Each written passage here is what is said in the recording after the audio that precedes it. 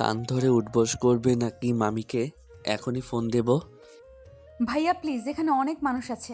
বাড়িতে গিয়ে কান ধরে উঠবস করবো নি? রাস্তায় কেমনি উঠবস করব? সবাই আমার দিকে তাকিয়ে থাকবে। তুই আমার কথা শুনবি না তো দাঁড়া, এখনই আমি মামিকে ফোন করছি। প্লিজ প্লিজ ভাইয়া, তুমি আমাকে ফোন দিও না, আমি উঠবস করছি। ও মা গো, কেমনে পড়ে গেলাম বিছানা থেকে। আমার মাথাটা গেল গো। ওই হনুমান বিদেশে গিয়েও আমাকে শান্তি দেবে না, স্বপ্নে এসে জ্বালাচ্ছে। কোমরে কি ব্যথাটাই না পেলাম। তারা, এই তারা, এখনো ঘুম থেকে উঠিসনি? সকাল বাজে 9টা, তাড়াতাড়ি ওঠ। উঠছে আম্মু। 10 মিনিটের মধ্যে ফ্রেশ হয়ে নিচে আসবি। আসতেছি, তুমি যাও। সাবিনা চলে গেল তার কাছে। তারা ফ্লোর থেকে উঠে ওয়াশরুমে চলে গেল ফ্রেশ হতে। এই হলো আমাদের গল্পের নায়িকা, তারা মির্জা। তারা বাবা মায়ের একমাত্র মেয়ে।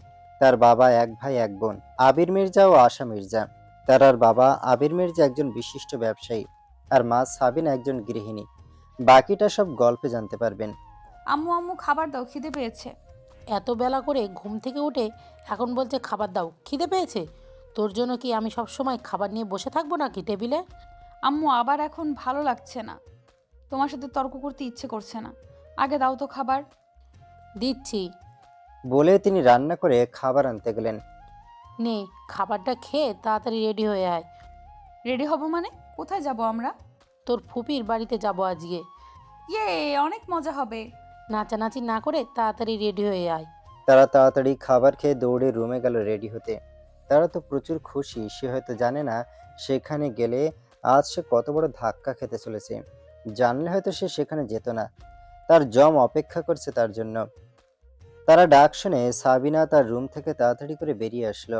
আম্মু আম্মু, আমি তৈরি হয়ে গেছি, চলো তাড়াতাড়ি। তারা ডাক শুনে সাবিনা তার রুম থেকে তাড়াতাড়ি করে বেরিয়ে আসলো। রেডি হয়ে গেছিস? হুম। চল তাড়াতাড়ি, ড্রাইভার গাড়ি নিয়ে চলে এসেছে। রওনা দিল তাদের নির্দিষ্ট গন্তব্যে।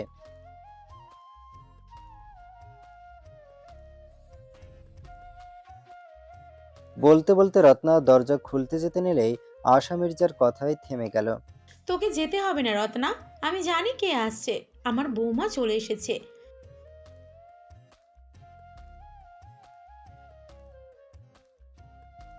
বোঝোস কম, চিল্লাস বেশি, চুপ থাক।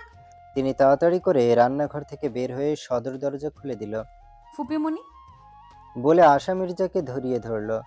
এতদিন পরে ফুপির কথা মনে পড়লো? মনে তো অনেক পড়ছে, আমি আসতে চাইছি, কিন্তু আম্মুই তো আসতে দিল না। তুমিও তো আমাকে দেখতে চাওনি। আমিও বলতে পারি তুমি আমাকে ভুলে গেছো। তোর সাথে কথাই আমি কোনোদিনই পারবো না। আয় ভিতরে আয়। আসসালামু আলাইকুম আপা, কেমন আছেন? ওয়ালাইকুম সালাম। ভালো আছি। এতদিন পরে আসার সময় হলো? আপনি তো ভালো করেই জানেন আপা, আপনার ভাইয়ের মেয়ে কেমন। একদম পড়াশুনো করতে চায় না, একে ধরে বেঁধে পড়াতে হয়। আর আপনার এখানে আসলে তো তারপরে পড়াশুনোই চাঙ্গে ওঠে। আমার মেয়েকে এইভাবে বলবে না। আমার মেয়ের মতো ভদ্র মেয়েই হয় না। এই না হলে আমার ফুপিমণি, তোমাকে এতগুলো কিসি। নে, আর পাম দিতে হবে না, তুই বস। আমি তোর জন্য নুডলস নিয়ে আসছি। আশা মির্জা রান্নাঘরে চলে গেল সবার জন্য নুডলস আনতে। ড্রয়িং রুমের সোফায় আবির মির্জা, রাব্বি চৌধুরী আর রাফাত বসেছিল। তাদেরকে দেখেই তারা বলে উঠল, আব্বু, তুমি এখানে আজকে? তোমার অফিস নেই? কি ব্যাপার, সবাই বসে আড্ডা দিচ্ছে? কিছু বুঝলাম না। পড়ি, আয় এখানে বস, তোর জন্য অপেক্ষা করছিলাম। ভাইয়া, তুমি আমাদের বাড়িতে যাও নাই কেন? কেমনে যাব বল? তোর ভাই বর্তমানে অনেক বিজি। তোর ভাইয়ের অত এই পরীটাকে দেখতে ইচ্ছে করে, কিন্তু কাজের চাপে তাদের বাড়িতে যেতে পারে না। থাক, আর ঢপ মারতে হবে না। আব্বু, তুমি কখন এসেছো? আজকে সবাই এখানে বুঝলাম না, কোনো ফ্যামিলি গেট টুগেদার নাকি? তারা মা কেমন আছো? ফুফা, আব্বু, আমি ভালো আছি। কতদিন হলো আমাদের বাড়িতে বেড়াতে যাও তোমরা কেউ। আজকে হঠাৎ এই বাড়িতে সবাই, বুঝতে পারছি না আমি কিছু। কথার মাঝে আশা মির্জা আস্তে আস্তে বললেন, কেন তুই জানিস না আজকে আকাশ ইউএস থেকে বাড়িতে আসছে একেবারে? এই কথা শুনে তারা যেন 540 পর্যন্ত শট খেল। আকাশ ইউএস থেকে আসলে তার জীবন তেনা তেনা করে দেবে। নিজের স্বাধীনতায় বাম হাতে ঢোকানোর জন্য আকাশ আসছে। এবার সে নিজের ইচ্ছা মতো কোথাও যেতে পারবে না, কারোর সাথে মেলামেশা করতে পারবে না। তার জীবনটা তেজপাতা করে দেবে। কই, আম্মু তো আমাকে কিছু বলেনি ফুপিমণি? তারার কথা শুনে সাবিনা মির্জা বলে উঠল, আমি খুব ভালো করেই জানি তুই আকাশের কথা শুনতে কখনোই বাড়িতে আসিস না। তুই এই বাড়িতে না আসার জন্য নানা রকম বাহানা আমি খুব ভালো করেই জানতাম, তাই তোকে বলিনি। তুই একমাত্র আকাশকে দেখেই একটু ভয় পাস। এবার আকাশ আসছে, আমার আর কোনো টেনশন নেই। তোকে মানুষ করার দায়িত্ব ওর। ধোকা ধোকা! আমার নিজের মা আমাকে এত বড় ধোকা দিল। আচ্ছা আম্মু, আমি কি তোমার নিজের মেয়ে, নাকি আমাকে রাস্তায় কুড়িয়ে পেয়েছিলে যে সব সময় আমার সাথে এমন করো তুমি? আমি তো ভেবেই পাই না যে আমার পেট থেকে এমন একটা মেয়ে কেমন করে হলো। নিশ্চয়ই তোর বাবা এমন ছিল, যার কারণে তুই পরাচর আর ফাজিল হয়েছিস। তাদের কথা শুনে আবির মির্জা বলে উঠল, সাবরিনা, তুমি আবার এর মধ্যে আমাকে টানছো কেন? আসলে তারা স্বভাব পেয়েছে আমার মার মতো। আমার মাও নাকি ছোটোবেলায় এমন দুর্দান্ত ছিল। আমায় তো সব সময় বলতেন যে তার পেট থেকে এত শান্তশিষ্ট ছেলে মেয়ে কেমন করে হলো। তারও নাকি খুব শখ ছিল তার ছেলে মেয়ে তার মতন দুর্দান্তপনা করবে। কিন্তু আমরা দুজনেই নাকি বাবার মতন হয়েছিলাম। আব্বা আম্মার খুব শখ ছিল আমার সন্তানকে তারা দেখে যাবে, কিন্তু আল্লাহ হয়তো তাদের কপালে সেটা রেখেছিলেন না। আগের মির্জা কথাগুলো বলতে বলতে অন্যমনস্ক হয়ে গেল। আম্মা আব্বা চলে গেছে তো কি হয়েছে? আমার আম্মা তো আমার তারা মা। তুই দেখিস না, তারা একদম আমার মায়ের মতো দেখতে, দেখে মনে হয় কার্বন কপি আমার মায়ের, তাই স্বভাবও এমন পেয়েছে। তার কথা শুনে আবির মির্জা বলে উঠল, তোর মনে আছে আয়শা, আব্বা সবসময় বলতো আমাদের আকাশ নাকি আব্বার মতন দেখতে। কিন্তু আকাশ কোথা থেকে এত রাগ পেল এটা আব্বা ধরতে পারেনি। আচ্ছা, দাদু আর দাদি কি একে অপরকে খুব ভালোবাসতেন?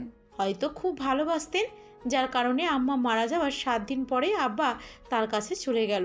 তুই তো তাদের কাউকে দেখিসনি। আশা মির্জার কথা শুনে তার একটু মন খারাপ করে বলল, আল্লাহ কেন যে আমাকে একটু তাড়াতাড়ি পৃথিবীতে আনলো না, তাহলে আমি দাদু দাদির সাথে দেখা করতে পারতাম। তারা একটু মন খারাপ করে কথাটা বলল। মন খারাপ করিস না তো পরি। তুই নানা নানুর সাথে দেখা করতে পারিস না তো কি হয়েছে? তুই কিন্তু একদম নানুর মতো দেখতে হয়েছিস।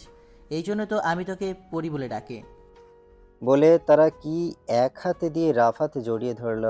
পুরনো দিনের স্মৃতিচারণ করছে দেখে রাব্বি চৌধুরী বলে উঠল, আচ্ছা, পুরোনো দিনের কথা বাদ দাও তো। আজকে এত ভালো একটা দিনে এসব কথা বলতে হবে? দেখতে পাচ্ছ না আমার তারা মামুনি মন খারাপ হচ্ছে? এসব কথা বাদ দাও, আমাদের একটু পর এয়ারপোর্টে যেতে হবে। হ্যাঁ বাবা, আর মাত্র 2 ঘন্টা সময় আছে। তারপর ঢাকা আন্তর্জাতিক বিমানবন্দরে আকাশ ল্যান্ড করবে। রাফাতের কথা শুনে আশা মির্জা বলে উঠল, ইয়া আল্লাহ, দেখেছো আমি এখানে তোমাদের সাথে গল্প করছি, আর ওইদিকে আমার এখনো কত রান্না বাকি আছে। আশা মির্জা তাড়াতাড়ি রান্নাঘরে চলে গেল। কিছুক্ষণ আগে ঢাকা আন্তর্জাতিক বিমানবন্দরে ইউএস থেকে আসা বিমান ল্যান্ড করেছে। এয়ারপোর্টের ভেতর থেকে একটা সুদর্শন যুবক বের হয়ে আসতেই তার সামনে একজন যুবক এসে বলল,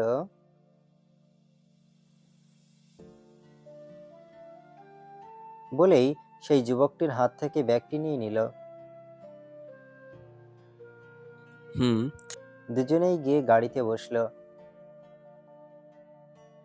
আকাশ গাড়ির জানালা দিয়ে বাইরে তাকিয়েছিল। হঠাৎ নয়নের কথায় ধ্যান ভাঙল। হুম, বলো।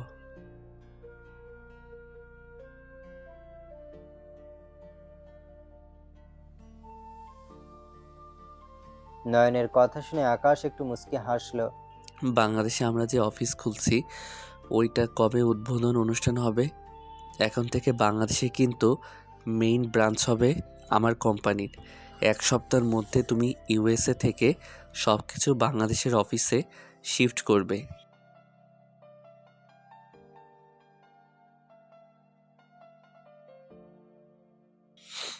ধরতে পারো ফ্যামিলিকে সারপ্রাইজ দেওয়ার জন্য আমার সম্পর্কে যা জানো তা যেন আমার ফ্যামিলির কেউ না জানতে পারে। আর তুমি আমার ফ্রেন্ড হয়ে যাবে আমার বাড়িতে। ওখানে যেন তুমি আমাকে স্যার বলো না, আমাকে স্বাভাবিকভাবেই ডেকো। আবার গাড়ির ভেতরে নিস্তব্ধতা বিরাজ করছে। আকাশ মনে মনে বলল, আমি আসছি ময়না পাখি তোমার কাছে। তোমার ডানা গজিয়েছে, সেইটা না ছেটে দেব ভালোবাসা দিয়ে। আমি যেমন তোমার ভালোবাসায় পুড়ে ছারখার হয়ে যাচ্ছি, ঠিক তেমনি এক সময় তুমি আমার ভালোবাসায় পুড়ে ছারখার হয়ে যাবে। তখন দেখব তুমি এই ভালোবাসার যন্ত্রণা কতদিন সহ্য করতে পারো। আমি তো আজ 6 বছর তোমার ভালোবাসার আগুনে পুড়ে আমার হৃদয় ঝলসে যাচ্ছে।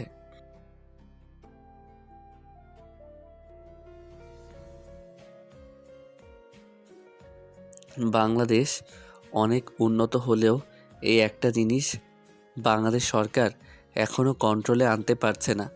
ওভারটেকিং সিস্টেমটা খুবই খারাপ একটা জিনিস, যার কারণে সবসময় জ্যাম বা অ্যাক্সিডেন্ট হয়। এর জন্য কঠিন আইন করতে হবে।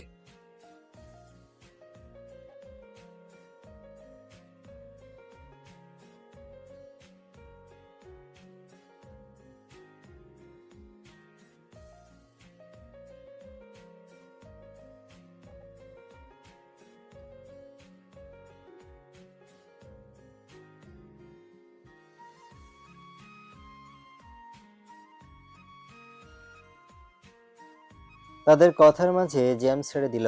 নয়ন যেন হাঁপ ছেড়ে বাঁচল। গাড়ি আবার চলতে শুরু করলো তার নির্দিষ্ট গন্তব্যের দিকে। এখন ওঠা যাক, কিছুক্ষণ পর ফ্লাইট ল্যান্ড করবে। একটু আগে বের হওয়া ভালো, রাস্তায় যে জ্যাম বলা যায় না যেতে কতক্ষণ সময় লাগে। ঠিক বলেছ, আমাদের এখন রওনা দেওয়া উচিত। তারা মা, তুমিও তো আমাদের সাথে যাবে তাই না? না না না ফুপা আব্বা, আমি যাব না, তোমরাই যাও। কেন তুমি যাবে না কেন?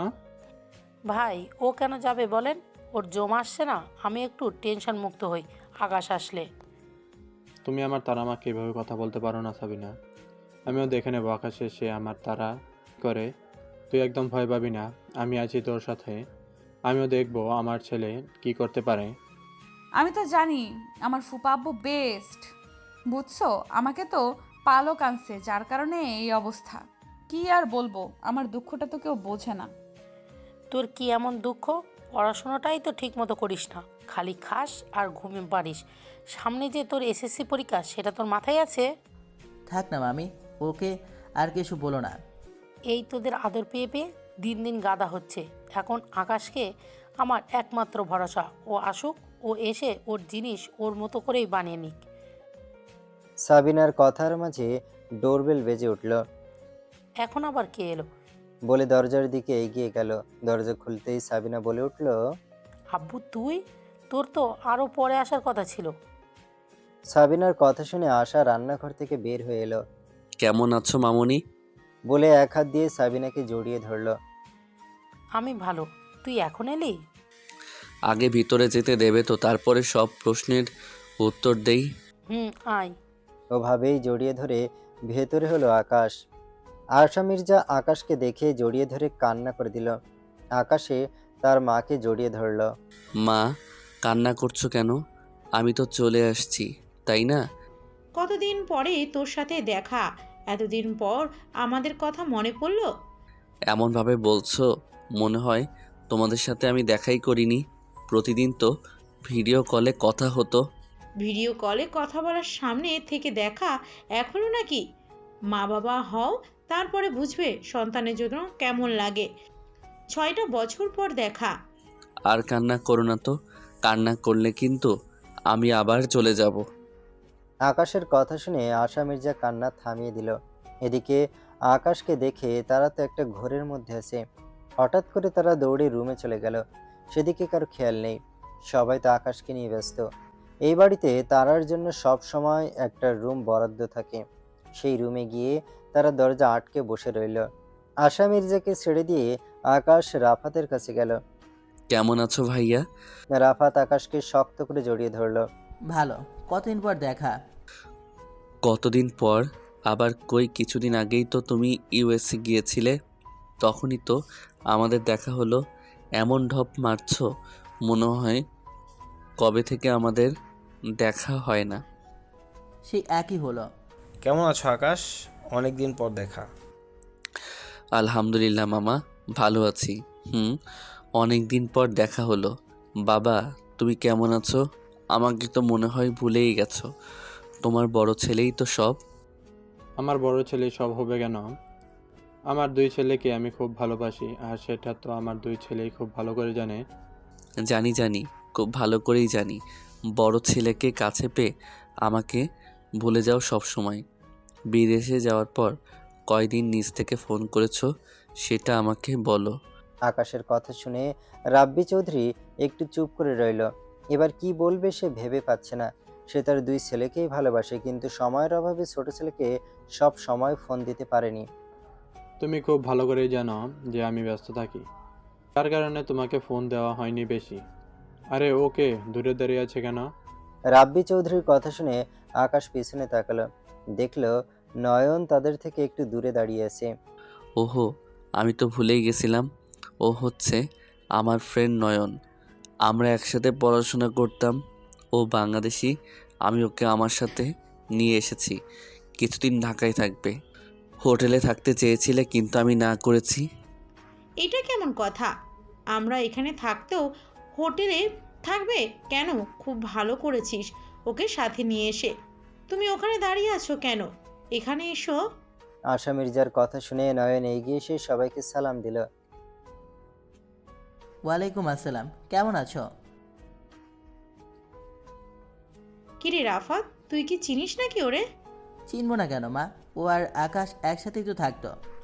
অনেক কথা হয়েছে, এখন যাও, সবাই যার যার রুমে যাও। আকাশ অনেক দূর থেকে জার্নি করে এসেছে, নিশ্চয়ই ওর খারাপ লাগছে। রুমে গিয়ে ফ্রেশ হয়ে তারপরে খাবার খেতে এসো। আর রাপাত, নয়নকে গেস্ট রুমে নিয়ে যাও। জি মামি। সাবিনা কথা শুনে সবাই যার যার রুমে চলে গেল। রাফাত নয়নকে নিয়ে গেস্ট রুমের দিকে গেল। সবাই যার যার রুমে চলে যেতেই সাবিনার হঠাৎ খেয়াল হলো, আপা, তারা কই? তারাকে তো দেখলাম না। হ্যাঁ, আমিও তো এতক্ষণ খেয়াল করিনি। তারা কিন্তু দেখছি না। ও মনে হয় ওর রুমে চলে গেছে। দেখছেন মেয়েটা কি বেয়াদব হয়েছে দিন দিন। আকাশের সাথে দেখাও করলো না।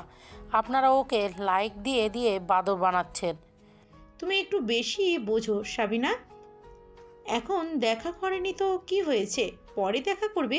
এটা নিয়ে এত হাইপার হওয়ার কি আছে? আশা মির্জার কথা শুনে সাবিনার কি বলবো, তার আর কিছুই বলার নেই। যেটা দিন দিন কেমন যেন হয়ে যাচ্ছে। আকাশ রুমে গিয়ে ফ্রেশ হয়ে ধাপ করে বিছানায় শুয়ে পড়ল। আমি এত দূর থেকে আসলাম, তবু তুমি আমার সাথে দেখা করলে না। মায়াপরি, আমার প্রতি কি তোমার একটু মায়া হয় না? আমাকে কি একটু দেখতে ইচ্ছে করে না? এতগুলো দিন পরে আমি আসলাম দেশে, তারপরও তুমি আমার থেকে লুকিয়ে বেড়াচ্ছ কেন? আমিও দেখব তুমি কতদিন আমার থেকে লুকিয়ে থাকতে পারো। অন্যদিকে তারা বিছানায় বসে আছে চুপটি করে। সে কি করবে ভেবে পাচ্ছে না। তার জন্য এসে গেছে, এবার তার জীবনটা তেনা তেনা করে দেবে। শালা খাটাস, এবার যদি তুই আমার সাথে বেশি বাড়াবাড়ি করস তোকে আমি অভিশাপ দেবো। তুই জানি ভালো বউ না পাস। আরে আরে, তারা মির্জা যা ভয় পাচ্ছে ওই হনুমানরে দেখে, এটা ভাবা যায়? আমাকে দেখে সবাই ভয় পায়, তারা মির্জা নাকি ওরে দেখে ভয় পাবে? ওই বেটা কি এমন জোরে দেখে ভয় পেতে হবে আমার? চল তারা, এত ভয় পাচ্ছিস কেন? ঘর থেকে বের হ, ওই বেটা তোকে কিচ্ছু করতে পারবে না। তারা মনে মনে নিজেকে মিথ্যা সান্ত্বনা দিয়ে ঘর থেকে বাইরে বের হলো। দেখলে ড্রয়িং রুমে কেউ নেই, সবাই হয়তো ব্যস্ত। সরাসরি গিয়ে ডাইনিং রুমে বসলো। সাবিনা রান্নাঘর থেকে খাবার এনে টেবিল সাজাচ্ছিল। এসে দেখেন তারা বসে আছে। কি রে, কই গেছিলি? এখন আবার কোথা থেকে উদয় হলি? আমি একটু রুমে গিয়েছিলাম, ভালো লাগছে না তো, মাথা ধরছে। তারার কথা শুনে সাবিনা তাড়াতাড়ি করে তার মাথায় হাত রাখলো, চিন্তিত হয়ে বলল, জ্বর তো নেই, তাহলে হঠাৎ মাথা ব্যথা কেন করছে? খাবার খেয়ে ওষুধ নে, কিছুক্ষণ ঘুমা, তারপর দেখা যাবে মাথা ব্যথা কমে নাকি। তা না হলে ডাক্তারের কাছে নিয়ে যাব। ডাক্তারের কথা শুনে তারা তাড়াতাড়ি বলে উঠল, না না আম্মু, ডাক্তারের কাছে যেতে হবে না, একাই ঠিক হয়ে যাবে। খাওয়া দাওয়া করে ওষুধ নিয়ে ঘুমালে ঠিক হয়ে যাবে ইনশাল্লাহ। তাই যেন হয়। তুই তো অসুস্থ হয়ে পড়লে তোর অসুখ সহজে কমে না, এ এক সমস্যা। আম্মু, এত চিন্তা করো না তো, ওষুধ খেলে ঠিক হয়ে যাবে। তাদের কথার মাঝে আশা মির্জা আসলো। কি হয়েছে? দুই মা মেয়ে কি এমন কথা বলছে আমিও শুনি। বলবেন না আপা, তারার নাকি মাথা ব্যথা করছে।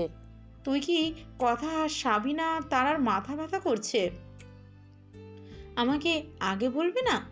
কখন থেকে মাথা ব্যথা করছে মাটার? তারা বেচারি যেন ফেঁসে গেছে মিথ্যা বলে। কি করবে ভেবে পেল না। বেচারি নিজের এখন নিজেকে গালি দিতে ইচ্ছে করতেছে। কোন দুঃখে যে মিথ্যা কথা বলতে গিয়েছিলাম, ইয়া আল্লাহ বাঁচাও আমাকে। আল্লাহ প্লিজ এইবারের মতো মাফ করে দাও আমাকে। আমি আর কোনোদিন মিথ্যা কথা বলবো না তোমাকে, প্রমিস। আমার মা কি কম ছিল? আবার ফুপিমণি এসে উদয় হলো, কেমনটা লাগে? তার মনে মনে কথাটা বলল। তার আর কথা মনে হয় আল্লাহ তাআলা কবুল করলো। তাই সবাই একে একে ডাইনিং এসে বসলো। তারা যেন একটু স্বস্তি পেল। তাই আর কথা না বাড়িয়ে সবাইকে খাবার সার্ভ করতে লাগলো। সাবিনা আর আশা। সবাইকে দেখছি, কিন্তু আকাশ কই? ওকে তো দেখছি না। আকাশের কথা শুনে তারার হিসকি উঠে গেল। ষাট ষাট, এভাবে হঠাৎ হিচকি উঠলো কেন? নে পানিটা খা। পানি খাইয়ে দিল তারকে। এর মাঝে আকাশ এসে তারার সামনে ঠিক বিপরীত পাশে বসে পড়ল। এটা দেখে তারা পানি খেতে নিয়ে আবার বিষম খেলো। পানি নাক মুখ দিয়ে বের হয়ে আসলো। বিষম খেয়ে তারার চোখ মুখ লাল হয়ে গেল। ভালোভাবে পানি খাবে না, আবার বিষম কেন? আমার মেয়েটাকে মনে হয় নজর দিয়েছে কেউ, তা না হলে এমন তো হওয়ার কথা না। এই গাধা এমন কে যে কেউ একে নজর দিতে যাবে? তুই সেই মেয়েটার সাথে এমন করছিস কেন? মেয়েটা আমার ঠিক মতো খেতে পারছে না, দেখতে পাচ্ছিস না? এমনি একটু অসুস্থ। আকাশ আর কিছু বলল না, নিজের মতো খাওয়া আরম্ভ করলো। আর তারা নিজের মতো বসে রইল। তার খুব খারাপ লাগছে, ভাইয়া তাকে এভাবে না বললেও পারতো। কি হলো, আমার মা খাচ্ছে না কেন? আমি কি খাইয়ে দেব? না। না খেলে কিভাবে হবে বল? অসুস্থ এমনিতেই, না খেলে ওষুধ খাবি কেমন করে? একটুখানি খা, আমি খাইয়ে দিই। না, তোমাকে খাইয়ে দিতে হবে না, আমি নিজেই খাচ্ছি। তুমি তোমার নিজের খাবার খাও। ঠিক আছে, আমি খাচ্ছি, তুইও খা। তারা নিজের মতো করে খাবার খেতে লাগলো। সে কয়েক লোকমা ভাত খেয়ে উঠে রুমে চলে গেল। আকাশ আর চোখে সবকিছুই খেয়াল করলো। নয়ন, তুমি তো কিছুই খাচ্ছ না। এভাবে লজ্জা পেলে চলবে? এটা তো তোমার বাড়ি।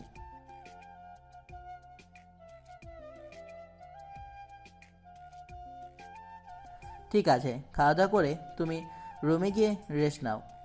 আকাশ উঠে চলে যেতে নিলেই আশা মির্জা বলে উঠল, কি হলো, না খেয়ে কোথায় যাচ্ছিস?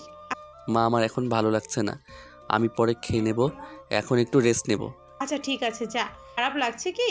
না মা, ঠিক হয়ে যাবে। বলে আকাশ নিজের রুমে চলে গেল। আকাশ চলে যেতেই আশা মির্জা বলে উঠল, আমি এত কিছু রান্না করলাম, কেউ খেতে পারছে না। রান্না কি মজা হয়নি? আশা মির্জার কথা শুনে সাবিনা বলে উঠল, আরে আপা, তোমার রান্না তো সব সময় খুব সুন্দর হয়। আসলে তুমি এত কিছু রান্না করেছো। ও তো অনেক দূর থেকে জার্নি করে এসেছে, ঠিকমতো ঘুমাতেও পারিনি বিমানে। এখন একটু ঘুমাক, রাতে না হয় খাবে। ওরও তো রেস্টের দরকার আছে, প্রায় 16 থেকে 17 ঘন্টা জার্নি করে এসেছে। তুমি ঠিক বলেছ, আমার একটু হালকা খাবার তৈরি করা লাগছিল, কিন্তু অতিরিক্ত এক্সাইটেড মেয়ে এত রান্না করে ফেলেছি। এখন ছেলেটা ভালো হবে, কিছুই খেতে পারলো না। আমার মাথায় রাখা উচিত ছিল, সেও অনেক দূর থেকে জার্নি করে আসছে, এখন এত ভারী খাবার খাবে না। আচ্ছা যাই হোক, আবার বলে রত্নাকে বলি তুলে রাখতে। বলি রত্নাকে ডাকতে লাগলো আশা মির্জা। রত্না, এই রত্না, এদিকে আয় তো। খাবারগুলো সুন্দর করে ফ্রিজে রাখ, রাতে আবার গরম করে সবাইকে দিস, সবাই খাবে।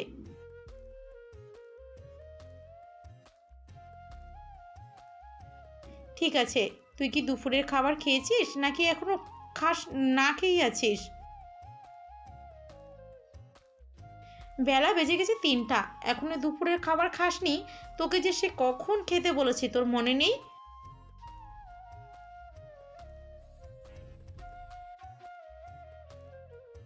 কাজ কি পরে করা যেত না? কাজকে ওখানে থেকে হাওয়া হয়ে যাবে, একাই সেই দেরি করতে হবে, তাই না? তাহলে আগে খাবার খেয়ে নিয়ে তারপর কাজ করতে পারিস না? ভুল হবে না মানে? প্রতিদিন একই কথা বলিস, এত ভুল হবে কেন প্রতিদিন? মনে থাকে না তোর? মনে না থাকলে তোর রুমে একটা কাগজ লিখে রাখিস যে সময় মতো খাবার খেতে হবে, তাহলে মনে থাকবে। আচ্ছা, এখন কাজ করতে হবে না, যা এগুলো গুছিয়ে রেখে খেয়ে নে। সবাই রুমে চলে যেতেই রত্না সবকিছু গুছিয়ে সুন্দর করে ফ্রিজে রেখে দিল। রত্নাকে এই বাড়ির সবাই খুব ভালোবাসে। প্রথম যখন রত্না এই বাড়িতে এসেছিল, মনে করেছিল আর সবার মতোই মনে হয় এই বাড়ির লোকগুলো হবে। কিছু না, রত্নার ধারণা পাল্টে দিয়েছে। এইবারের লোকগুলো তাকে খুব স্নেহ করে ভালোবাসে।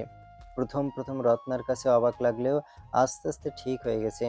রত্না ভাবে, বড় লোকেরা কি এত ভালো হয়? সে তো অনেক বড় লোকের বাড়ি কাজ করেছে, কিন্তু কোনো দিন কোনো বাড়ির লোক খোঁজ নেয়নি রত্না খেয়েছে কিনা। তারা ধরতে গেলে রত্নাকে মানুষই মনে পড়তো না। কাজের বেটি আবার মানুষ হয় নাকি? কিন্তু এই বাড়িতে এসে রত্নার ধারণা সব পাল্টে গেছে। তাকে সবাই এই বাড়ির একজন সদস্য মনে করে। প্রায় 4 বছর হলো রত্না এই বাড়িতে কাজ করে। রত্না নিজের খাবার খেয়ে তার রুমে বিশ্রাম নিতে চলে গেল। তার রুমে কেউ চুপি চুপি ঢুকে পড়ল, কিন্তু তারা এতটাই বিভোর যে সে বুঝতেই পারল না তার রুমে কেউ ঢুকেছে। সে চুপি চুপি গিয়ে তারার মাথার কাছে বসলো। তারা রুমে ঢোকা মানুষটি আর কেউ নয়, স্বয়ং আকাশ। আমাকে এত ভয় পাস কেন? আমি কি তোকে খুব বকি, খুব মারি যে তুই আমাকে ভয় পাস এত? আজ 6 বছর পর দেশে আসলাম, তাও তুই আমার সাথে একটিবারও দেখা করলি না। আমার জন্য কি তোর মনে আলাদা কোনো ফিলিংস হয় না তারা? তুই কি আমার মনের ভাষা বুঝিস না? এতদিন পরে আসলাম, অ্যাট লাস্ট আমার সাথে তুই একটু দেখা করবি, একটু কথা বলবি, সেটা না করে আমার থেকে পালিয়ে গেলি। আমি জানি খাবার টেবিলে তুই আমাকে দেখে বিষম খেয়েছিলি। আমার কাছে বেশ ভালোই লেগেছে। কি বলিস? তুই কিছু খাসনি? এখানে বিরিয়ানি রেখেছিলাম, তোর ফেভারিট, ঘুম থেকে উঠে খেয়ে নিস। ফিস ফিস করে কথাগুলো বলে আকাশ নিজের রুমে চলে গেল। অন্যদিকে তারা জানতেও পারলো না তার রুমে কেউ এসে এত কিছু করে রেখে গেল। প্রায় সন্ধ্যা 7টার দিকে তারা ঘুম থেকে উঠল। বেশ লাগছে এখন, ঘুমটা খুব কাজে দিয়েছে। কতক্ষণ ঘুম পারলাম আল্লাহই জানে। আম্মু তো ডাকও দিল না। তার মানে কি আজকে আমরা এই বাড়িতে থাকবো নাকি? যা হয়েছে হয়েছে। ওকে থেকে ভয় পেয়ে বাড়ি থেকে চলে যাবো নাকি? ওকে ভয় পাই কে?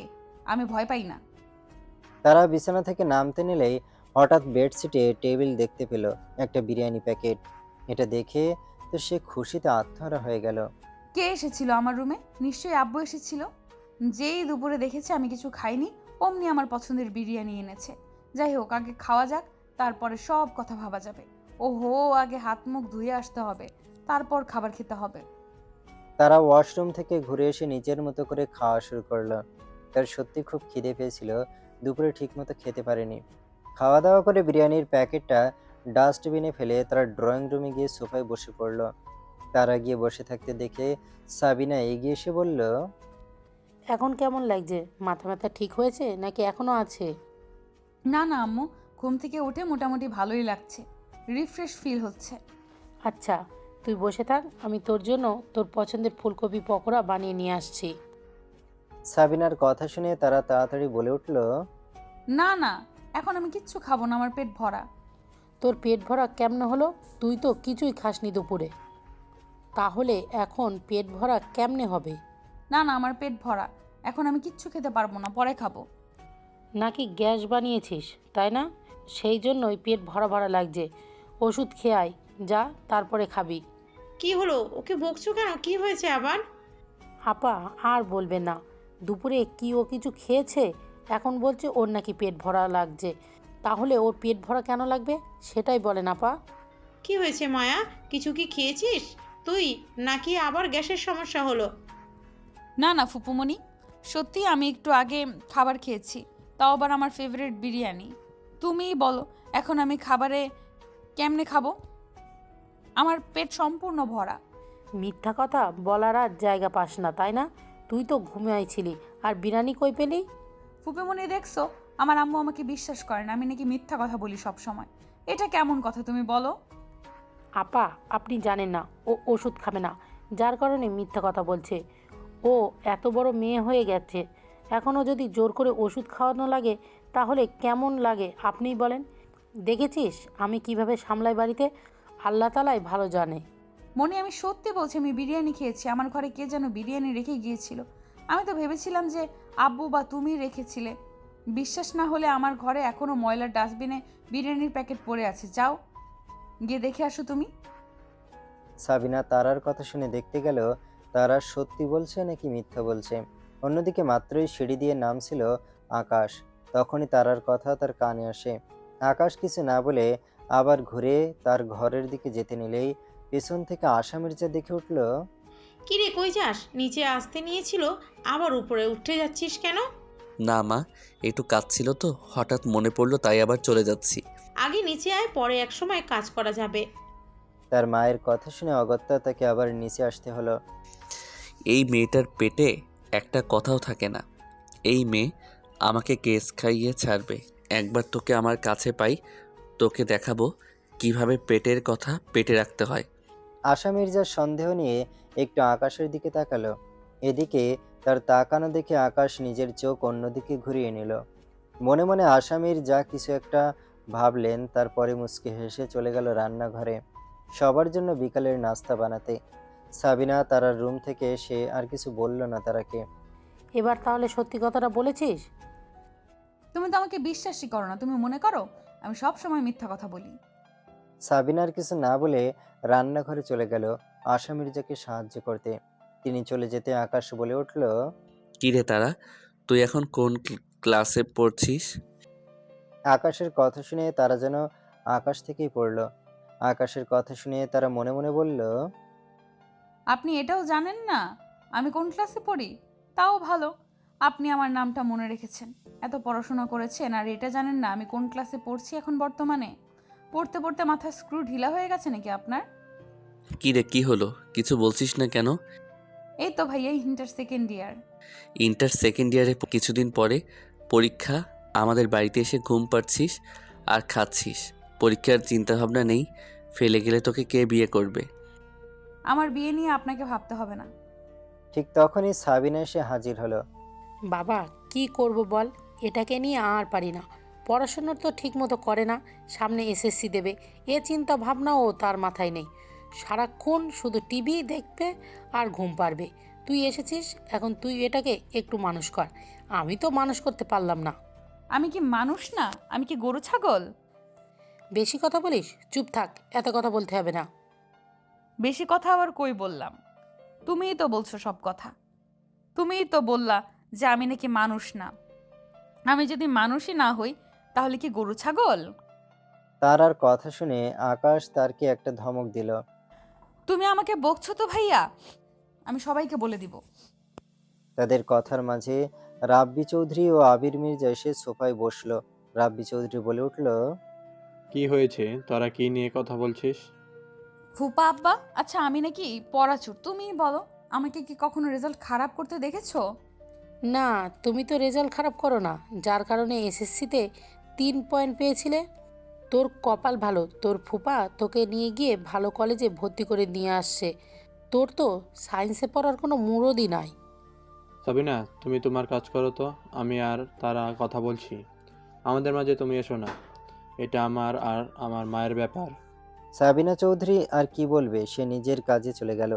অন্যদিকে রাব্বি চৌধুরীর কথা শুনে আকাশ মনে মনে বলছে, যেই ছেলে সবসময় প্লাস আর ফার্স্ট ক্লাস পেয়ে আসছে, সেই ছেলের বউ নাকি এসএসসিতে 3.5? কেমনে? ইয়া মাবুদ, আমারে তুমি ওঠাই নিয়ে যাও। এদিকে আমার বাপও তার কথায় কি সুন্দর সায় দিচ্ছে। আর কয়দিন পরে মানুষ বলবে আকাশ চৌধুরীর বউ নাকি এসএসসিতে ফেল করেছে।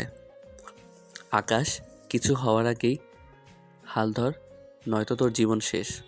তোকে সবাই ফেলটু মেয়ের জামাই বলবে। এটা কি ভাবা যাবে? কখনোই না, অসম্ভব। দেশের বাইরে থেকে কি এই কথা শোনার জন্য পড়াশোনা করে আসছি? মা, 2 গ্লাস পানি দাও তো, আর খুব খিদে পেয়েছে, হালকা নাস্তা দিয়ে আসো। রাফাতের কথা শুনে আর সাবিনা দুজনে মিলে স্ন্যাক্সগুলো এনে টেবিলের উপর রাখলো। টেবিল থেকে নিয়ে একা একা সবাই খাওয়া শুরু করলো। এখানে তো মোটামুটি সবাই আছে, আমি একটা কথা বলতে চাচ্ছি। হ্যাঁ বলো, কি বলবে? আমি চাচ্ছিলাম যে রিফাত আর তানিশার বিয়েটা যখন হয়ে গেছে, শুধুমাত্র আকাশের আসার অপেক্ষা ছিল দেশে। আকাশ যখন এসে গেছে, তাহলে তানিশাকে অনুষ্ঠান করে নিয়ে আসা যাক। কোনো কিছু হবে না, শুধু একটা অনুষ্ঠান করে নিয়ে আসবো, যেহেতু ওদের বিয়েটা আগেই হয়ে গিয়েছে। না রাব্বি কিন্তু ঠিকই বলেছে। তানিশার সাথে তো রিফাতের অনেক দিন হলো বিয়ে হয়েছে, আর আমাদের সমাজের মানুষ তো ভালো না, সবাই কথা শোনাবে। তোমার মেয়েকে এতদিন হলো বিয়ে দিলে, এখনও তো ছেলের বাড়ি থেকে নিতে গেল না মেয়েকে। আরও নানান রকমের কথা হবে। তার থেকে ভালো হয় তাড়াতাড়ি তানিশাকে তুলে নিয়ে আসি আমরা। তোমার কি মত? না, ঠিকই আছে, অনেক দিন হয়ে গেছে, তাই ঠিকই বলেছে। আশেপাশের মানুষজন তাদের কথা শোনাবে, তাড়াতাড়ি নিয়ে আসা চাই তানিশাকে এই বাড়িতে, তত ভালো। যে আবার ঠিকই বলেছে। ভাই, আপনারা আয়োজন শুরু করুন। ইয়ে, অনেক মজা হবে, সবাই মিলে অনেক মজা করব। রাফাত ভাইয়ের বউ আসবে। তোমার তো আনন্দ হবেই, পড়াশুনো নেই, পড়াশুনো করে কী লাভ, তাই না? সেই পরে বাড়ি যেতেই হবে। সাবিনার কথা তার আর গায়েও মাখল না। একটা ভিঞ্চি কাটলো। ড্রয়িং রুমের টিভি চালু ছিল। হঠাৎ টিভিতে এক সাংবাদিক বলল, ইউএসের সবচেয়ে বড় ব্যবসায়ী এটি তার কোম্পানির একটি শাখা হঠাৎ করে বাংলাদেশে ওপেন করেছে। এটি সবচেয়ে ইয়ং গেস্ট ব্যবসায়ী, মাত্র ২৬ বছর বয়সে ইউএসের মতো দেশের সবচেয়ে বড় ব্যবসায়ীর খেতাব পেয়েছে। তিনি আসলে কোন দেশের বাসিন্দা এটা এখন পর্যন্ত জানা যায়নি, তবে এই কোম্পানির একটি শাখা বাংলাদেশে খোলা হচ্ছে। এটা খুব আশ্চর্যের একটা বিষয়, কারণ এই বিষয়ে আগে থেকে কেউ জানতো না। এটিকে এখনো কেউ দেখতে পায়নি। তিনি সবসময় তার মুখ আড়ালে রাখতে ভালোবাসেন। এই বিষয়ে আরো খবর জানতে আমাদের সাথেই থাকুন। এত বড় ব্যবসায়ী হঠাৎ আমাদের মতন দেশে ব্রাঞ্চ খুলছে? সেটাই তো, এ বিষয়ে আগে থেকে কেউ জানতো না, তাই তো বললাম। বুঝলে, আমার খুব শখ রাব্বি আমাদের এই কোম্পানিতে একটা ডিল এটি এর সাথে ঘুরবো। আমাদের এই কোম্পানি আরও বড় হবে। সেটা তো ভালো কথা, কিন্তু উনি কি আমাদের সাথে ডিল করবেন? অবশ্যই আমাদের সাথে ডিল করবে, কারণ উনি যেহেতু বাংলাদেশে একটা অফিস খুলেছেন, তার মানে উনি দেশের কিছু কাজ করবে। সেই ক্ষেত্রে আমাদের কোম্পানিও তো ছোট না, তাই টপ 3-তে না থাকলে কি হবে? আমাদের কোম্পানি যথেষ্ট সুনাম আছে, আশা তো রাখাই যায়। সেটা আপনি ভুল বলেননি। অন্যদিকে দুজনের কথা শুনে নয়ন আর আকাশ একে অপরের সাথে চুষে চুষে কথা বলছে, মিটমিট করে হাসছে। তোমাদের ব্যবসায়িক কথা এখন বাদ দাও তো, পরিবারের সাথে আছো, এখন পরিবার নিয়ে আলোচনা করো। যখন যেটার প্রয়োজন তখন সেটা করবা। ব্যবসাও প্রয়োজনে, অন্যদিকে পরিবারও প্রয়োজন। যখন পরিবার তখন শুধুই পরিবার, আর যখন ব্যবসা তখন শুধুই ব্যবসা নিয়ে থাকবে। সো এখন কোনো কথা হবে না। আশা মির্জার কথা শুনে তারা দুজনে চুপ হয়ে গেল। দেখতে দেখতে কেটে গেল 15টা দিন। চলে এসেছে সেই আকাঙ্ক্ষিত মুহূর্ত। রাফাতের জন্য বউ আনতে যাবে সবাই। সবাই চলো, দেরি হয়ে যাচ্ছে। তাড়াতাড়ি এসো ভাইয়া, গাইতে বসে আছে। সবাই তো রেডি, শুধু তারাই এখনো রেডি হয়নি। মামি, আপনি যাবেন না? না, আমি যাব না। আমাকে রেখে একা একা কেমন করে যাব তুমি বলো? আপা এখানে একা একা থাকবে আর আমি ওই বাড়িতে যাব? মা, একা একা কই থাকবে? আরও আত্মীয় স্বজন আছে না, অনেকেই তো থাকবে। অনেকেই থাকবে, ঠিক আছে, কিন্তু আমি থাকবো আপার সাথে। তোমরা যাও, অন্য একদিন যাব আমি। আচ্ছা ঠিক আছে, তাহলে আপনি তাড়াতাড়ি তার আগে ডেকে দিন। সেই সময় তারা নিচে নামছিল। তারাকে দেখে আকাশের হার্টবিট মিস হয়ে গেছে। গাঢ় লাল রঙের লেহেঙ্গা, তার উপর সোনালী রঙের সুতোর কাজ করা, সাথে হোয়াইট স্টোন। তারার হলদেটে ফর্সা শরীরে যেন লেহেঙ্গাটা খুব মানিয়েছে। দেখে মনে হচ্ছে তার জন্যই বানানো হয়েছে এই লেহেঙ্গা। তাকে দেখে ডানা কাটা পরীর থেকে কম কিছু লাগছে না। আকাশকে হা করে তারার দিকে তাকিয়ে থাকতে দেখে সাবিনাও সেদিকে তাকিয়ে তার আগে দেখে মুচকি হাসলো। এত দেরি হলো কেন? সবাই চলে গেছে। আকাশ তোর জন্য ওয়েট করছে, তাড়াতাড়ি যা ওর সাথে। তাড়াতাড়ি চলো, সবাই চলে গেছে তো। তারার কথায় আকাশের ধ্যান ভাঙলো। তাড়াতাড়ি চল, সবাই যায়নি, সবাই তোর জন্য দেরি করছে। ভাইয়া কি তোকে ছাড়া যাবে? চল তাড়াতাড়ি। বলে আকাশ তারার হাত ধরে নিয়ে যেতে লাগলো। কি রে, এত দেরি হলো কেন? সেই কখন গিয়েছিলি তুই? দেরি হবে না তোমার আদরের বোনের কারণে আমার এই অবস্থা। তোমার পরি তো লেট লতিফ। এত কথা না বলে তুই চুপ থাক। দেরি হয়েছে তো কি হয়েছে?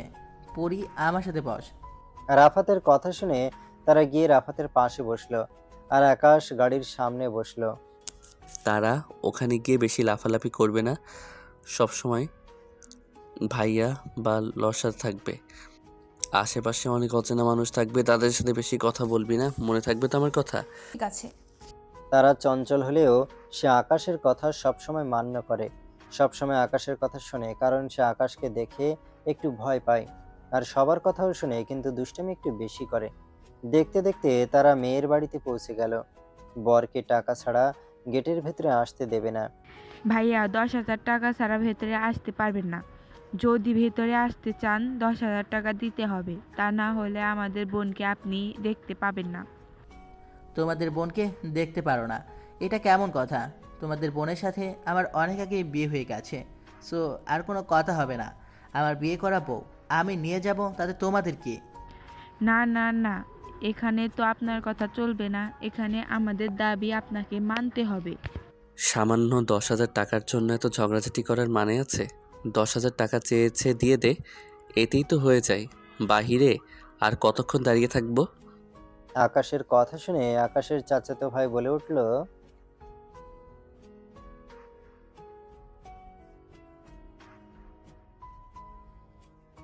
তোদের কাছে 10,000 টাকা যদি এতই মনে হয়, তোরা দিয়ে দে টাকা, পরবর্তীতে আমি তোদের টাকা দিয়ে দিব।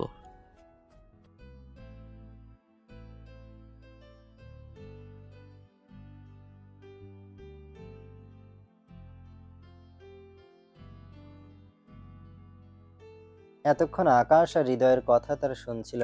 তারা রাফাতের কাছে গিয়ে বলল, ভাইয়া তুমি ওনাদের টাকাটা দিয়ে দাও তো, চলো বসবো, আমার খিদে পেয়েছে। তোর কি দেখে এসে আগে বলবি না? তাহলে এটা কার জন্য আমি আর তর্ক করতাম না।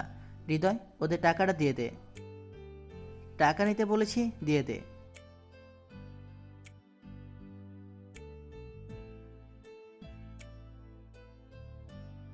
সেটা তখন দেখা যাবে, এখন টাকাটা দিয়ে দে। তারা আর তর্ক না করে টাকাটা দিয়ে দিল। সকলে গিয়ে ভেতরে বসলো, খাবার দাবার আরম্ভ করলো। আকাশ, তুই একে নিয়ে আলাদা জায়গায় খেয়ে আয়। পরি তো সবার সামনে খেতে পারে না, ওর না খিদে পেয়েছে। আমি তানিশাকে ফোন দিয়ে বলে দিয়েছি তোদের জন্য আলাদা জায়গায় খাবার ব্যবস্থা করতে। আকাশ ডাবল এত কিছুর ভেতর আবার আকাশ ভাবলো এত কিছুর ভেতর আবার কষ্ট করে তাদের জন্য আলাদাভাবে আয়োজন করবে, কিন্তু তারার কথা ভেবে আবার রাজি হয়ে গেল। ওতে এত মানুষের ভিতর কমফোর্টেবল ফিল করে না। ঠিক আছে, ভাবিকে ফোন করে বল কাউকে দিয়ে এখান থেকে আমাদের নিয়ে যেতে। দেখো, তার আগে দেখে মনে হচ্ছে ওর বেশি ভালো লাগছে না এখানে। আকাশের কথা শুনে রাফাত তারার দিকে তাকালো, দেখলে তাড়াতাড়ি সাইডে বসে আছে চুপচাপ আর হাত কসলাচ্ছে। ঠিক আছে দাঁড়া, আমি তানিশার সাথে কথা বলছি। রাফাত পানির সাথে ফোন দিল। কিছুক্ষণ কথা বলার পর ফোনটা রেখে দিল। তানিশা বলল ওর নাকি চাচাতো বোন তোদের তোদের নিয়ে যাবে কিছুক্ষণের মধ্যে। ঠিক আছে। আকাশ গিয়ে তারার পাশে বসলো। বেশি খারাপ লাগছে নাকি? আসলে এত মানুষের মধ্যে কেমন যেন লাগছে। তোর যখন বিয়ে হবে তখন কি করবি? আকাশ কথাটা মজা করে বললেও তারা সিরিয়াসলি নিয়ে নিল। আমি কখনো বিয়েই করব না, ফুপি আমাকে বলেছে। মা আবার তোকে কি বলছে? যে আমাকে কখনো বিয়েই দেবে না, ফুপির কাছে রেখে দেবে। তারার কথা শুনে আকাশ মনে মনে বলল, বাহ, আমার মাকে মনে হচ্ছে এখন জড়িয়ে ধরে একটা চুম্মা দিই। আমার মা তো আগে থেকে প্রি প্ল্যান করে রাখছে। তাদের কথার মাঝে একটা মেয়ে এসে বলল, চলুন, আমার সাথে আপু পাঠিয়েছে আমাকে আপনাকে নিয়ে যাওয়ার জন্য। জি, তারা ওঠ। ভাইয়া আমার পা খুব ব্যথা করছে, হিল পরে হাঁটতে পারছি না। যা পরে হাঁটতে পারিস না তা কেন পরিস, দেখি তোর পাটা দেখি। বললেই তারার পা থেকে হিলটা খুলে নিয়ে নিজের পায়ের শু তারাকে পরিয়ে দিল। আর তারার জুতা এক হাতে নিয়ে আকাশ অন্য এক হাত দিয়ে তারার হাত ধরে হাঁটা শুরু করলো মেয়েটার পিছনে পিছনে। তাদেরকে মেয়েটি একটা রুমের ভেতরে বসিয়ে বলল, আপনারা এখানে বসুন, আমি আপনাদের খাবারের ব্যবস্থা করছি। বলে মেয়েদের চলে গেল। ভাইয়া সবাই খাওয়া দাওয়া করছে, আর আমরা এখানে বসে আছি কেন? আমার প্রচুর খিদে পেয়েছে, চলো যাই খেয়ে আসি। যাবি তো, কিন্তু তুই কি অত মানুষের সামনে খেতে পারবি ভেবে বলছিস তো? সত্যিই তো, আমার মনে ছিল না আমি তো মানুষের সামনে খেতে পারবো না। একদমই না, ছি, কেমন একটা বিদঘুটে অবস্থা। খেতে না পারলে তাহলে চুপচাপ বসে থাক। তাহলে কি আমি না খেয়ে থাকবো নাকি? দরকার হলে না খেয়ে থাকবি, এখন কথা না বলে চুপচাপ বসে থাক। আকাশের কথা শুনে তারা চুপচাপ বসে রইল। কিছুক্ষণ পর দুটো ছেলে এসে একে একে তাদের সামনে খাবার রাখলো। তারপর তাদের দুজনকে খাবার দিল। ছেলেগুলো তাদেরকে খাইয়ে সেখান থেকে চলে গেল। ভালো করে খেয়েছিস তো? হুম, কিন্তু আপনি তো কিছুই খেলেন না। আমাকে নিয়ে ভাবতে হবে না। তুই ঠিকমতো খেয়েছিস নাকি সেটা বল। আমি ওসব অয়েলি খাবার খুব একটা পছন্দ করি না। আর এখানকার প্রত্যেকটা খাবারই প্রচুর অয়েলি ছিল। এত ফিট থেকে কি করবেন? সে তো খাটাসই আপনি। কিছু বললি নাকি? না। এখানে চুপচাপ বসে থাক, বেশি নাড়াচাড়া করবে না। কিছুক্ষণ পর আমি আসছি, এসে যেন তোকে এখানেই পাই। মনে থাকবে কথা? হুম। বলে আকাশ চলে গেল। আকাশ চলে যেতে সেই মেয়েটি আবার তারার কাছে এলো। আচ্ছা, আপনার ওটা কেমন ভাইয়া হয়? কেমন ভাইয়া মানে? ফুপাতো ভাই? তোমার ভাইয়া কি রিলেশন করে? মেয়েটির কথা শুনে তারা মেয়েটির দিকে চোখ বড় বড় করে তাকানো। তারার তাকানো দেখে মেয়েটি থতমত খেয়ে গেল। না মানে এমনি জানতে চেয়েছিলাম আর কি। আমার জানা মতে ভাইয়া রিলেশন করে না।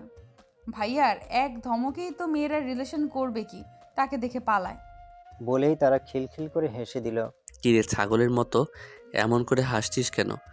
আকাশের কথা শুনে তারা হাসা বন্ধ করে দিল। আকাশকে দেখে মেয়েটা তাড়াতাড়ি করে রুম থেকে চলে গেল। মেয়েটা কি এমন বলছিল যেভাবে হাসছিলি? না এমনি কিছু বলেনি। কিছু তো বলেছে, তা না হলে তুই এইভাবে হাসাহাসি করবি না। আমি তোকে খুব ভালো করে চিনি। এখন কি বলেছে তাড়াতাড়ি বল। সব কথা আপনাকে বলতে হবে কেন? কান খুলে শুনে রাখ, আমাকে বলতে হবে সব কথা। এখন ভদ্র মানুষের মতো কি বললো মেয়েটা আমাকে বল। তেমন কিছু বলেনি, আপনার সম্পর্কে জিজ্ঞেস করছিল। আপনি আমার কেমন ভাই হন, আপনি রিলেশন করেন নাকি, এগুলো জিজ্ঞেস করছিল। আর তুই কি বললি? আমি কি বলবো? আমি বলছি আপনি আমাকে কেমন ভাই হন, আর আপনি রিলেশন করেন না। আপনার সাথে রিলেশন করবে কি? আপনাকে দেখেই তো সব মেয়েরা পালিয়ে যাবে। বেশ ভালো করেছিস, এখন চল। আকাশের প্রচুর রাগ হচ্ছে তারার কথা শুনে। আকাশ মনে মনে বলল, তোর মতো গাধি পৃথিবীতে আমি একটাও দেখিনি, যে নিজের পায়ে নিজে কুড়াল মারে, যে নিজের জামাইকে অন্যের হাতে তুলে দিতে চায়। কিছু কি বলছেন ভাইয়া? মনে হচ্ছে আপনি কিছু বলছেন। না, আমি কি বলবো বল। চলে এসেছে সেই বিদায় ঘন মুহূর্ত, যেই মুহূর্তে প্রত্যেকটা মেয়েকে তার বাড়ি ছেড়ে চলে যেতে হয় নতুন এক ঠিকানায়। ছেড়ে যেতে হয় তাদের চিরচেনা বাসস্থান। এক অচেনা মানুষের হাত ধরে যেতে হয় অচেনা পরিবারে, যে পরিবারের মানুষকে আপন করে নিতে হয়। নিজের সুখ দুঃখ সবকিছু তাদের সাথে ভাগাভাগি করে নিতে হয়। তানিশার বাবা রাফাতের হাত ধরে তাকে বলল, বাবা, আমার মেয়েটাকে তুমি দেখে রেখো। আমার একটাই মাত্র মেয়ে, আর কেউ নেই। ও কষ্টে থাকলে আমার খুব কষ্ট হবে বাবা। আমার মেয়েটা কখনো অবহেলা করো না। আমার মেয়েটাকে আমি খুব যত্ন করে মানুষ করেছি, সবার থেকে আগলে রেখেছি, কোনো আঘাত পেতে দেইনি। আমার মানিককে তোমার হাতে তুলে দিলাম। বাবা, আপনি চিন্তা করবেন না। আপনার মেয়ে যেমন আমার কাছে আদরে থেকেছে, ঠিক সেভাবে সে আমাদের বাড়িতেও যত্নে থাকবে। আজ থেকে সে আপনার যেমন মেয়ে তেমন আমারও অর্ধাঙ্গিনী। তাকে আমি আমার সর্বত্র দিয়ে ভালো রাখার চেষ্টা করব। সে আমার অর্ধেক অংশ। কেউ কি তার শরীরের অংশকে অবহেলা অযত্ন করতে পারে? আপনি নিশ্চিতে থাকুন। তানিশার বাবা যেন রাফাতের কথা শুনে স্বস্তির নিঃশ্বাস ফেলল। অন্যদিকে তানিশার কাঁদতে কাঁদতে অবস্থান নাজেহাল। তানিশার বাবা তানিশাকে ধরে গাড়ির ভেতরে বসিয়ে দিলাম। মা, আজ থেকে তুই অন্যের বাড়িতে যাচ্ছিস। আজ থেকে ওইটাই তোর শেষ ঠিকানা। ওই বাড়ির সকলকে আগলে রাখবি। আমরা যেমন তোর পরিবার, তারাও তেমনই তোর পরিবার আজ থেকে। বাবা মা কোথায়? মাকে তো দেখছি না। তোর মা মনে হয় বাড়ির ভেতরে আছে। চিন্তা করিস না, তোমাকে আমি সামলে নেব। তুই পৌঁছে গিয়ে আমাকে ফোন দিস। ভালো থাকিস। আল্লাহ হাফেজ। আল্লাহ হাফিজ। গাড়ি চলতে শুরু করলো তার আপন গতিতে। তানিশার বাবা চেয়ে রইল সেদিকে। তাকিয়ে তো থাকবেই, তার অমূল্য রত্ন নিয়ে যাচ্ছে কেউ। এই মুহূর্তটা যেমন একটা মেয়ের জীবনে আসে, ঠিক তেমনই একটা বাবা বুঝতে পারে তার মেয়েকে এত লালন পালন করে অন্যের ঘরে দেওয়াটা কতটা কষ্টের। প্রত্যেকটা মেয়েকে এমন একটা সময়ের মুখোমুখি হতে হবে। গাড়ি এসে থামলো চৌধুরী বাড়ির সামনে। গাড়ি থামতেই সকলে বউকে নিয়ে ব্যস্ত হয়ে পড়ল। আশা মির্জা তানিশাকে বরণ করে ঘরের ভেতর প্রবেশ করালেন। তারপর তানিশাকে নিয়ে সোফায় বসিয়ে দিলেন। অস্বস্তি লাগছে তোমার তানিশা? না। সত্যি বলো, অচেনা জায়গায় একটু অস্বস্তি লাগবেই, মানিয়ে নাও প্লিজ, ধীরে ধীরে সব ঠিক হয়ে যাবে। হুম। বউ এসেছে শুনে সকলে বউকে দেখতে আসছে। বউকে দেখে কেউ কেউ সুনাম করছে, আবার কেউ কেউ দুর্নাম করছে। কেউ বলছে বউ দেখতে শ্যামলা, আবার কেউ বা বলছে বউ শ্যামলা তো কি হয়েছে, দেখেছো মুখটা কি মায়াবী। কেউ বলছে বউটা একটু খাটো, কেউ বলছে বউটার একটু নাক বোচা। এটাই আমাদের সমাজের নিয়ম। আমাদের সমাজে এমন কিছু মানুষ আছে যারা ছোট করতে পছন্দ করে, যাদের তা জেনে নিন্দা করা। তারা কখনো আপন পর দেখে না, তারা মনে করে তারা যেটা করছে সেটাই ঠিক। আপনারা আমার ছেলের বউকে দেখতে এসেছেন, বউকে দেখে সুন্দর করে চলে যাবেন। আপনাদের কেউ বিচার করতে পারেনি আমার ছেলের বউ দেখতে কেমন। এগুলো নিয়ে না কথা বললে আমি খুব খুশি হব। আশা মির্জার কথা শুনে অনেকে খুশি হলো, কেউ বা আবার মুখ বেজার করলো। অন্যদিকে তানিশা যেন স্বস্তির নিঃশ্বাস ফেলল। একটুখানি সহ্য করে নাও, বেশি সময় লাগবে না, কিছু নিয়ম পালন করবে।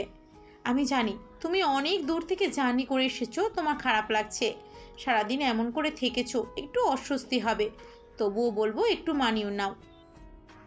না মা, সমস্যা নেই, আমি ম্যানেজ করে নিব। আসলে আমাকে একটু আব্বুর কাছে ফোন দিতে হবে, আপুর সাথে একটু কথা বলবো। তারা, তুই এইভাবে এখানে বসে আছিস কেন? যা তাড়াতাড়ি ফ্রেশ হয়ে নে, ফ্রেশ হয়ে তোর ভাবিকে রুমে নিয়ে যা। জি আম্মু। তারা ফ্রেশ হতে চলে গেল। অন্যদিকে সব নিয়ম কানুন মেনে তানিশাকে আকাশের রুমে বসিয়ে দিয়ে আসা হলো। তানিশাকে রুমে দিয়ে যেতে তানিশা তাড়াতাড়ি করে তার ফোন দিয়ে তার বাবাকে ফোন করলো। হ্যালো বাবা, আমি ঠিকমতো এসে পৌঁছেছি, তুমি চিন্তা করো না। ওষুধ খেয়ে ঘুমিয়ে পড়ো তাড়াতাড়ি, অনেক রাত হয়ে গেছে। মা কি করছে? হ্যাঁ, ঘুমিয়ে পড়বে এখন, তোমার মা ঘুমিয়ে আছে। আচ্ছা বাবা, তাহলে তুমিও ঘুমিয়ে পড়ো, এখন রাখি, আল্লাহ হাফিজ। ঠিক আছে, আল্লাহ হাফেজ। তানিশার বাবা হয়তো এই কারণে জেগেছিল, মেয়ে ফোন করবে ঠিকমতো পৌঁছেছে কিনা তা জানার জন্য। এখন সে নিশ্চিন্তে একটু ঘুমাবে। আজকে তার বুকের বাঁ পাশটা কেমন যেন খালি খালি লাগছে। তানিশা ফোন রাখতে তার ঘরে তারা প্রবেশ করলো। ভাবি তুমি এখনো এইভাবে বসে আছো? যাও ফ্রেশ হয়ে নাও, ফ্রেশ হয়ে সুতি একটা শাড়ি পরে নাও। শাড়ি তো পরবো, কিন্তু আমার লাগেজটা কই? তোমার লাগেজ, তোমার লাগেজ। বলতে বলতে তারা এদিক ওদিক তাকাচ্ছিল। হঠাৎ দেখলো ঘরের এক কোণ একটা লাগেজ। ওই তো, ওইটাই মনে হয় তোমার লাগে, তাই না? হুম। তুমি ওয়াশরুমে যাও ফ্রেশ হতে, আমি তোমার সব জিনিসপত্র বের করছি। হুম। তানিশা ফ্রেশ হতে চলে গেল। তারা লাগেজ থেকে তার সব প্রয়োজনীয় জিনিস বের করে রাখলো। তানিশা ফ্রেশ হয়ে বের হতে তারা তার দিকে সবকিছু এগিয়ে দিল। তানিশা সবকিছু পড়ে নিতেই তারা তাকে বিছানায় সুন্দর করে বসিয়ে রুম থেকে বেরিয়ে গেল। তানিশা বাহির থেকে স্পষ্ট সবার আওয়াজ শুনতে পাচ্ছে। সবাই রাফাতের সাথে তর্ক করছে। রাফাতকে টাকা ছাড়া বাসর ঘরে ঢুকতে দেবে না। এত টাকা কই পাবো বলো?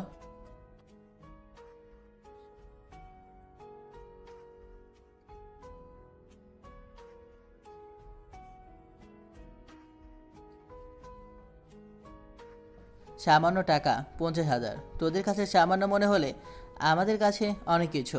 তাহলে তুমি বাইরে থাকো, আজকে আমি ভাবির সাথে থাকবো, ঠিক আছে ভাইয়া?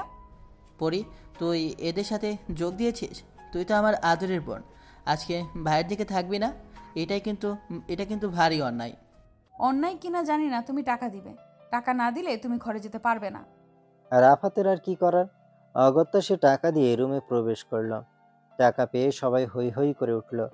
তারপর যে যার মতো টাকা ভাগ করে নিয়ে চলে গেল যার যার রুমে। রাফাত রুমে প্রবেশ করতেই তানিশার ধুকপুকানি বের হয়ে গেল। রাফাত কিছু না বলেই সরাসরি ওয়াশরুমে গিয়ে ফ্রেশ হয়ে বের হয়ে এলো। তানিশা গিয়ে রাফাতকে সালাম করলো।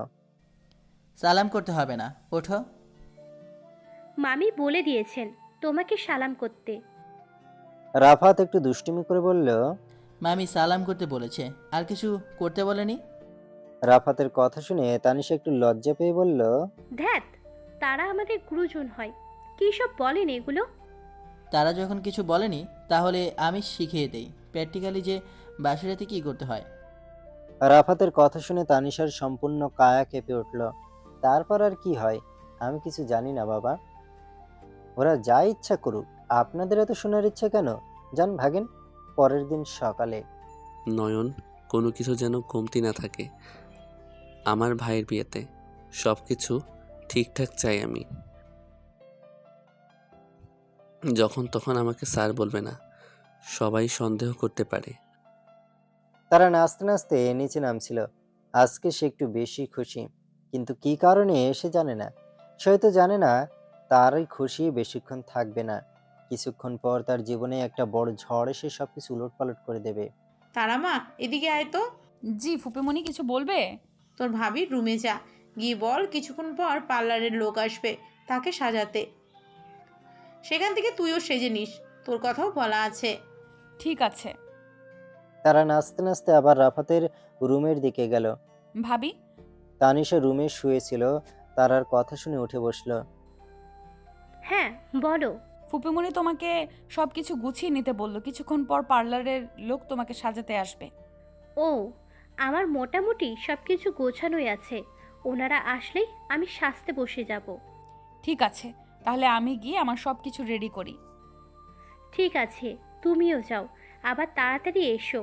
আমার একা একা ভালো লাগছে না। এই যাব আর এই আসবো, বেশি সময় লাগবে না। বলে তারা দৌড়ে চলে গেল। পিছন থেকে তানিশা ডেকে বলল, ধীরে ধীরে যাও, পড়ে গিয়ে ব্যথা পাবে তো তারা। পিছনে কার কথা সে দৌড়ে চলে গেল। সন্ধ্যায় সকলে চলে এসেছে রিসেপশন পার্টিতে। সবাই শুধু বউ আসার অপেক্ষা করছে। আকাশ আর রাফাত এক সাইডে দাঁড়িয়ে কথা বলছে দুজনে। ঠিক সেই সময় তারা আর তানিশা সিঁড়ি দিয়ে নামতেই তাদের উপর লাইট পড়লো। দুজনের কথা বলতে বলতে সিঁড়ির দিকে তাকাতেই আকাশ আর রাফাতের হার্টবিট মিস হয়ে গেল। তানিশা খয়েরি রঙের লেহেঙ্গা পরেছে, সাথে ভারী গহনা। তানিশাকে দেখে রাফাতের বুকের ভেতর ধুকপুক করছে। অন্যদিকে তার আগে দেখে আকাশের অবস্থা নাজেহাল। তারা হোয়াইট রঙের একটা গাউন পরেছে, সাথে তার লম্বা চুলগুলো হালকা কার্ল করে ছেড়ে দেয়া, ঠোঁটে হালকা পিঙ্ক কালারের লিপস্টিক, মুখে হালকা মেকআপ, কপালের ছোট্ট স্টোনের টিপ। আকাশ দূর থেকে দাঁড়িয়ে তারা কি লক্ষ্য করছে। রাফাতে ধীরে ধীরে এগিয়ে গিয়ে তানিশার সামনে নিজের হাত রাখলো। তানিশা ধীরে ধীরে তার হাতটা রাফাতের হাতে রাখলো। সাথে সাথে সকলে তালি দিয়ে উঠল। তালির শব্দে আকাশের ঘোর কেটে গেল। সে নিজেকে বোঝালো, তারা এখনো অনেক ছোট, আর কিছু বছর তোকে অপেক্ষা করতে হবে আকাশ, বেশি না, আর একটু ধৈর্য ধরতে হবে। এত বছর ধৈর্য ধরলি, আর একটা বছর ধৈর্য ধরতে পারবি না? তারা দুজনে গিয়ে বরবইয়ের জন্য স্টেজে থাকা আসনে বসে পড়ল। একে একে সবাই তাদের দুজনের সাথে ছবি উঠতে আরম্ভ করলো। তানিশার চোখ দুটো তার আপন মানুষদের খুঁজছে। হঠাৎ দেখলো গেটে দিয়ে তানিশার বাবা মা ভেতরে আসছে। তানিশা দৌড়ে গিয়ে তার মাকে জড়িয়ে ধরলো। কেমন আছো মা? আলহামদুলিল্লাহ ভালো। তুই কেমন আছিস? আমি ভালো আছি। বাবা, তুমি কেমন আছো? এতক্ষণ ভালো ছিলাম না, এখন তোকে দেখিয়ে ভালো আছি। তোমাদের খুব মিস করছি। আমরা দুজনেও তোকে খুব মিস করছি। আরাপ এসে তাদের সকলের সাথে কথা বলল। তারপর আবার স্টেজে গিয়ে বসলো। তারা দুজনে শুরু হলো আবার ছবি তোলা। অন্যদিকে আকাশের পিছনে সেদিনের সেই মেয়েটা শুধু গা ঘাসার চেষ্টা করছে। আকাশের প্রচুর বিরক্ত লাগছে, কিন্তু কিছু বলতে পারছে না। তার ভাবির চাচাতো বোন হয় দেখে। ভাইয়া কেমন আছেন? আমি ভালো আছি আপু, আমার একটু কাজ ছিল, আপনার সাথে আমি পরে কথা বলছি।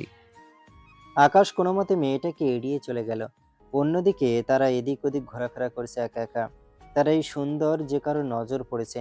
তারা এদিক ওদিক ঘোরাফেরা করছিল, তখন তার মা সাবিনা তারাকে ডাক দিয়ে বলল, তারা শোন তো, এদিকে আয়। হ্যাঁ আম্মু, কিছু বলবে? তোর ফুপির রুমে দেখ, বিছানার উপরে একটা ডালা আছে, হলুদ কালারের ডালা, সেটা নিয়ে আয়। একটু তাড়াতাড়ি নিয়ে আসিস মা। ঠিক আছে, আমি যাব আর আসবো। তারা রুমে যাচ্ছিল আর তাকে কেউ ফলো করছিল। তারা রুমে গিয়ে বিছানা থেকে ডালাটা হাতে নিতে হঠাৎ পেছন থেকে দরজা আটকানোর শব্দ পেল। তারা পেছনে তাকিয়ে দেখলো একটা ছেলে দরজা আটকে দিয়েছে। তারা কিছুটা ভয় পেয়ে বলল, আপনি কে আর এইভাবে দরজা আটকে দিয়েছেন কেন? দরজা খুলুন বলছি।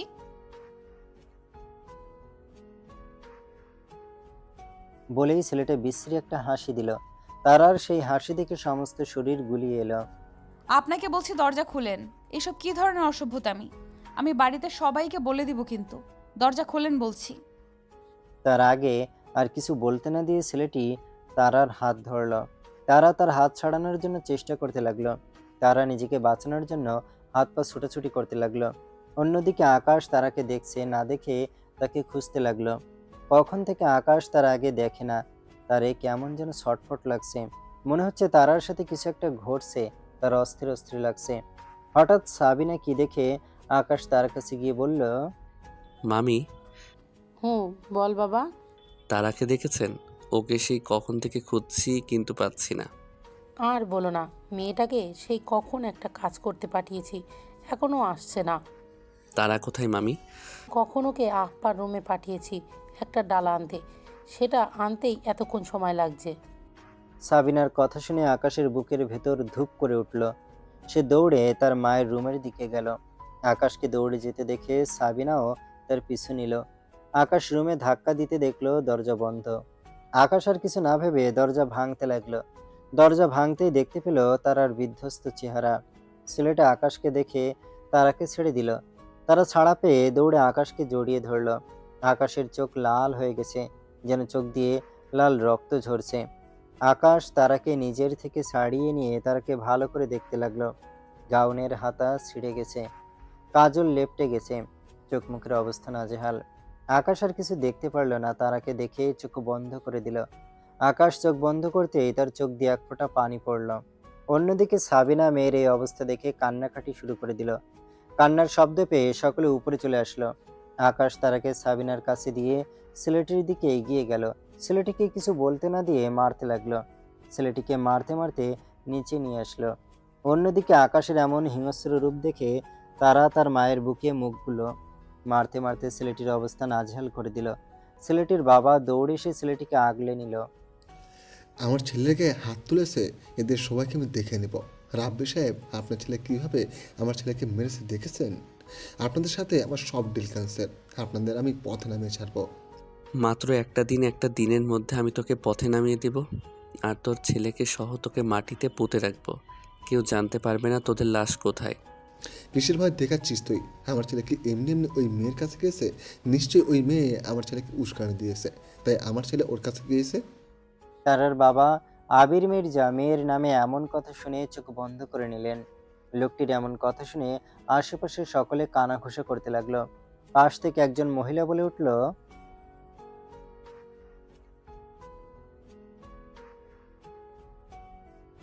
ঠিক বলেছেন আপা, এখনকার যুগের বড় লোকের মেয়েগুলোকেও শৃঙ্খল হয়। এদের আবার বিয়ে করা লাগে নাকি আপা? এদের বিয়ে না করলেও চলে। মহিলাগুলোর এমন কথা আকাশের কানে আসতে আকাশ হুঙ্কার দিয়ে উঠল। আপনারা দাওয়াত খেতে এসেছেন, ভদ্র মানুষের মতো দাওয়াত খেয়ে চলে যাবেন। আমাদের ফ্যামিলি ম্যাটার, আপনাদের কোনো চিন্তা করতে হবে না এই বিষয় নিয়ে। আর বিয়ের কথা বলছেন না, ওকে এই মুহূর্তে সবার সামনে আমি বিয়ে করব। ভাইয়া, বলো ভাই। 5 মিনিটের মধ্যে আমি কাজই দেখতে চাই আমার সামনে। আকাশের এমন সিদ্ধান্তে সবাই চমকে গেলেও কেউ কিছু বলল না। এমনটা হওয়ারই ছিল, তাহলে সেটা না হয় আজকেই হয়ে গেল, ক্ষতি কি? তাতে এতে মেয়েটার সম্মান বাঁচবে। চোখের পলকে তারা আর আকাশের বিয়ে হয়ে গেল। কবুল বলার সাথে সাথে তারা অজ্ঞান হয়ে পড়ে গেল। আপনারা সবাই আসতে পারেন এখন। আর অত্যন্ত দুঃখিত এমন একটা সিচুয়েশনের জন্য। অনুষ্ঠান আজকে এখানেই শেষ। আপনারা যে যার বাড়িতে চলে যেতে পারেন। একে একে সবাই চলে যেতে লাগলো। তানিশা রাফাত তানিশাদের বাড়িতে না গিয়ে এখানেই থাকলো। আকাশ তারাকে কোলে নিয়ে তার বেডরুমে চলে গেল। রাফাত ডাক্তারকে ফোন করলো। ডাক্তার তারাকে দেখে বলল, অতিরিক্ত কান্না আর ব্রেনে অতিরিক্ত প্রেশার পড়ার কারণে ব্রেনে ধাক্কা নিতে পারেনি, যার কারণে অজ্ঞান হয়ে গেছে। বেশি চিন্তা করবেন না, আশা করা যায় কিছুক্ষণের মধ্যে জ্ঞান ফিরে আসবে। আপাতত আমি ওকে ঘুমের ওষুধ দিচ্ছি, আজকে সম্পূর্ণ রাতও ঘুমাবে। চিন্তার কিছু নেই তো আঙ্কেল? না না, চিন্তার কিছু নেই, আল্লাহর মধ্যে খুব তাড়াতাড়ি সুস্থ হয়ে যাবে। ডাক্তারের কথা শুনে সকলে একটা স্বস্তির নিঃশ্বাস ফেলল। ডাক্তার চলে গেল। সবাই যে যার রুমে চলে যাও। আকাশের কথা শুনে সাবিনা আর আশা একটু ইতস্তত করে বলল, বলছিলাম কি বাবা, আজকে রাতটা আমি তারার সাথেই থাকি। আপনাদের কাউকে থাকতে হবে না মামি, আমি আমার বউকে সামনে রাখতে পারবো। আকাশের এমন কথা শুনে সকলে হা হয়ে গেল। কিছু সময়ের মধ্যে ছেলেটার এমন পরিবর্তন, আর কিছু মা বলে যে যার মতো রুমে চলে গেল। আকাশ তার রুমের দরজা আটকে দিয়ে ফ্রেশ হতে চলে গেল। ফ্রেশ হয়ে আকাশ গিয়ে তারার মাথার কাছে বসলো। কি থেকে কি হয়ে গেল তাই না? আমি কখনো কল্পনাও করতে পারিনি যে তুই এত তাড়াতাড়ি আমার জীবনে আসবি। কি বলবো বল, আল্লাহ তাআলা উত্তম পরিকল্পনাকারী।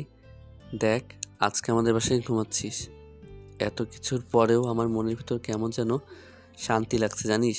আজকে থেকে আমার আর কোনো ভয় নেই, তুই শুধু আমার। আকাশ কিছুক্ষণ নিজের মনে মনে একা বকবক করে উঠে চলে গেল নামাজ পড়তে, আল্লাহর কাছে শুকরিয়া আদায় করতে।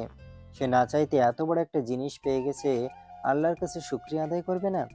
আকাশ নামাজ পড়ে আল্লাহর কাছে শুকরিয়া আদায় করলো। তারপর বারান্দায় চলে গেল। বারান্দায় গিয়ে নয়নকে ফোন করলো। তোমাকে 1 ঘন্টা টাইম দিলাম, এই 1 ঘন্টার ভিতরে তুমি ওই ছেলেটা আর ছেলেটার বাবাকে তুলে নিয়ে আসবে, যেখান থেকে পারো সেখান থেকেই।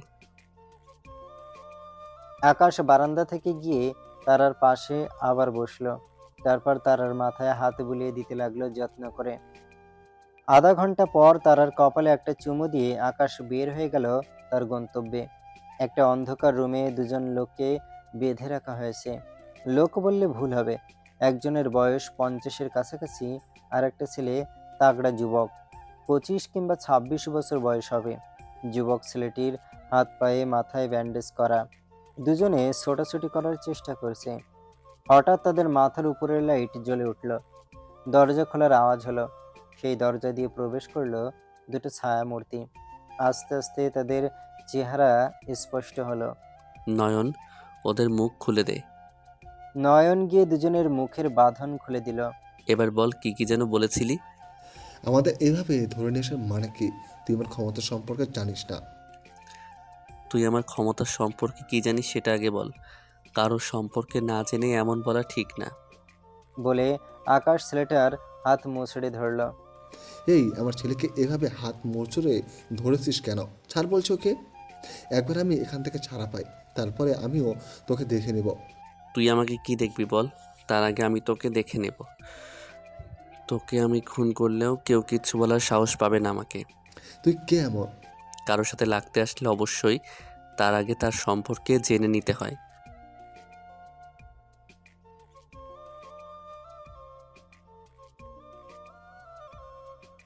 ছেলেটির কাপুরুষের মতো কথা শুনে আকাশের মাথায় রক্ত উঠে গেল। আকাশের হাতে থাকা ছুরিটা ছেলেটির হাতে গেঁথে দিল। সাথে সাথে ছেলেটি চিৎকার করে উঠল। আচ্ছা, আমি তোদের কিছু বলি। তোরা বাপ ছেলে মিলে নারী পাচার, ড্রাগ, অবৈধ ব্যবসা করিস, কিন্তু লোকচক্ষুর আড়ালে তোদের সবাই ভালো মানুষ বলেই চেনে। এই অবৈধ টাকা দিয়ে পুলিশ, মন্ত্রী, এমপি এদের হাতে রাখিস। আরও কিছু বলবো নাকি? সত্যি করে বল তুই কে? তার কথা শুনে পিছন থেকে নয়ন বলে উঠল,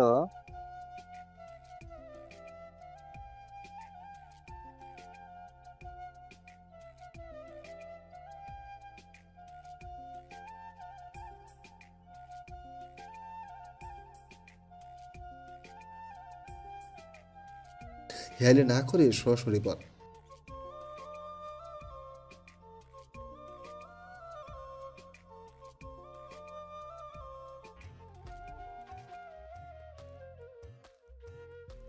নয়নের কথা শুনে ছেলেটি আর তার বাবা দুজনে এবার একটু ভয় পেল। স্যার, আমাদের ভুল হয়ে গেছে, এবারের মতো ছেড়ে দিন। আমরা আর জীবনে খারাপ কাজ করব না। স্যার, ভুল তো সবাই করে, এবার মতো মাফ করে দিন।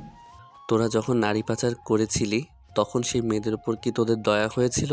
না, তোদের দয়া হয়নি। তাহলে আমি কেন তোদের দয়া করব? তাদের আর কিছু বলার সুযোগ না দিয়ে আকাশ তার হাতে থাকা পিস্তল দিয়ে একে একে দুজনের বুক ঝাঁঝরা করে দিল। নয়ন, এদের দুজনকে ঠিক রাস্তার মাঝখানে ফেলে রাখবে আর সমস্ত প্রমাণ পুলিশের কাছে পাঠিয়ে দেবে এদের বিরুদ্ধে।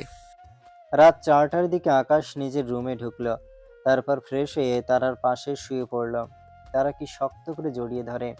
সকালে সূর্যের মিষ্টি রোদ তারার মুখের উপর পড়তেই তারার ঘুম ভেঙে গেল। নড়ে চড়ে উঠতে নিলেই তারার মনে হলো কেউ তাকে বেঁধে রেখেছে। কি রে বাবা, এমন শক্ত করে কে বেঁধে রেখেছে? আমার নিঃশ্বাস নিতে কষ্ট হচ্ছে। তারা খুব কষ্টের পিছন থেকে ঘুরে তাকাতেই অবাক হয়ে গেল। সেই সাথে একটা বড় সড়ো ঝটকা খেলো। তারা জোরে জোরে আকাশকে ঠেলতে লাগলো। ভাইয়া আমাকে ছাড়েন, এভাবে জড়িয়ে ধরে শুয়ে আছো কেন? ছি, কেউ দেখলে কি ভাববে? তারার কথায় আকাশের ঘুম কিছুটা হালকা হয়ে এলো। আকাশ কিছুটা বিরক্তি নিয়ে বলল, তারা এই সাত সকালে করিস না তো, আমাকে একটু ঘুমাতে দে। মাত্র কিছুক্ষণ হলো আমি ঘুমিয়েছি। আমাকে ছেড়ে তারপরে ঘুমান, আমার দম বন্ধ হয়ে আসছে। কথা বলতে বলতে হঠাৎ কালকে রাতের কথা তারার মনে পড়তেই তারা জোরে আকাশের গেঞ্জি খামচে ধরলো। কি হয়েছে, একটু ঘুমাতে দিবি না?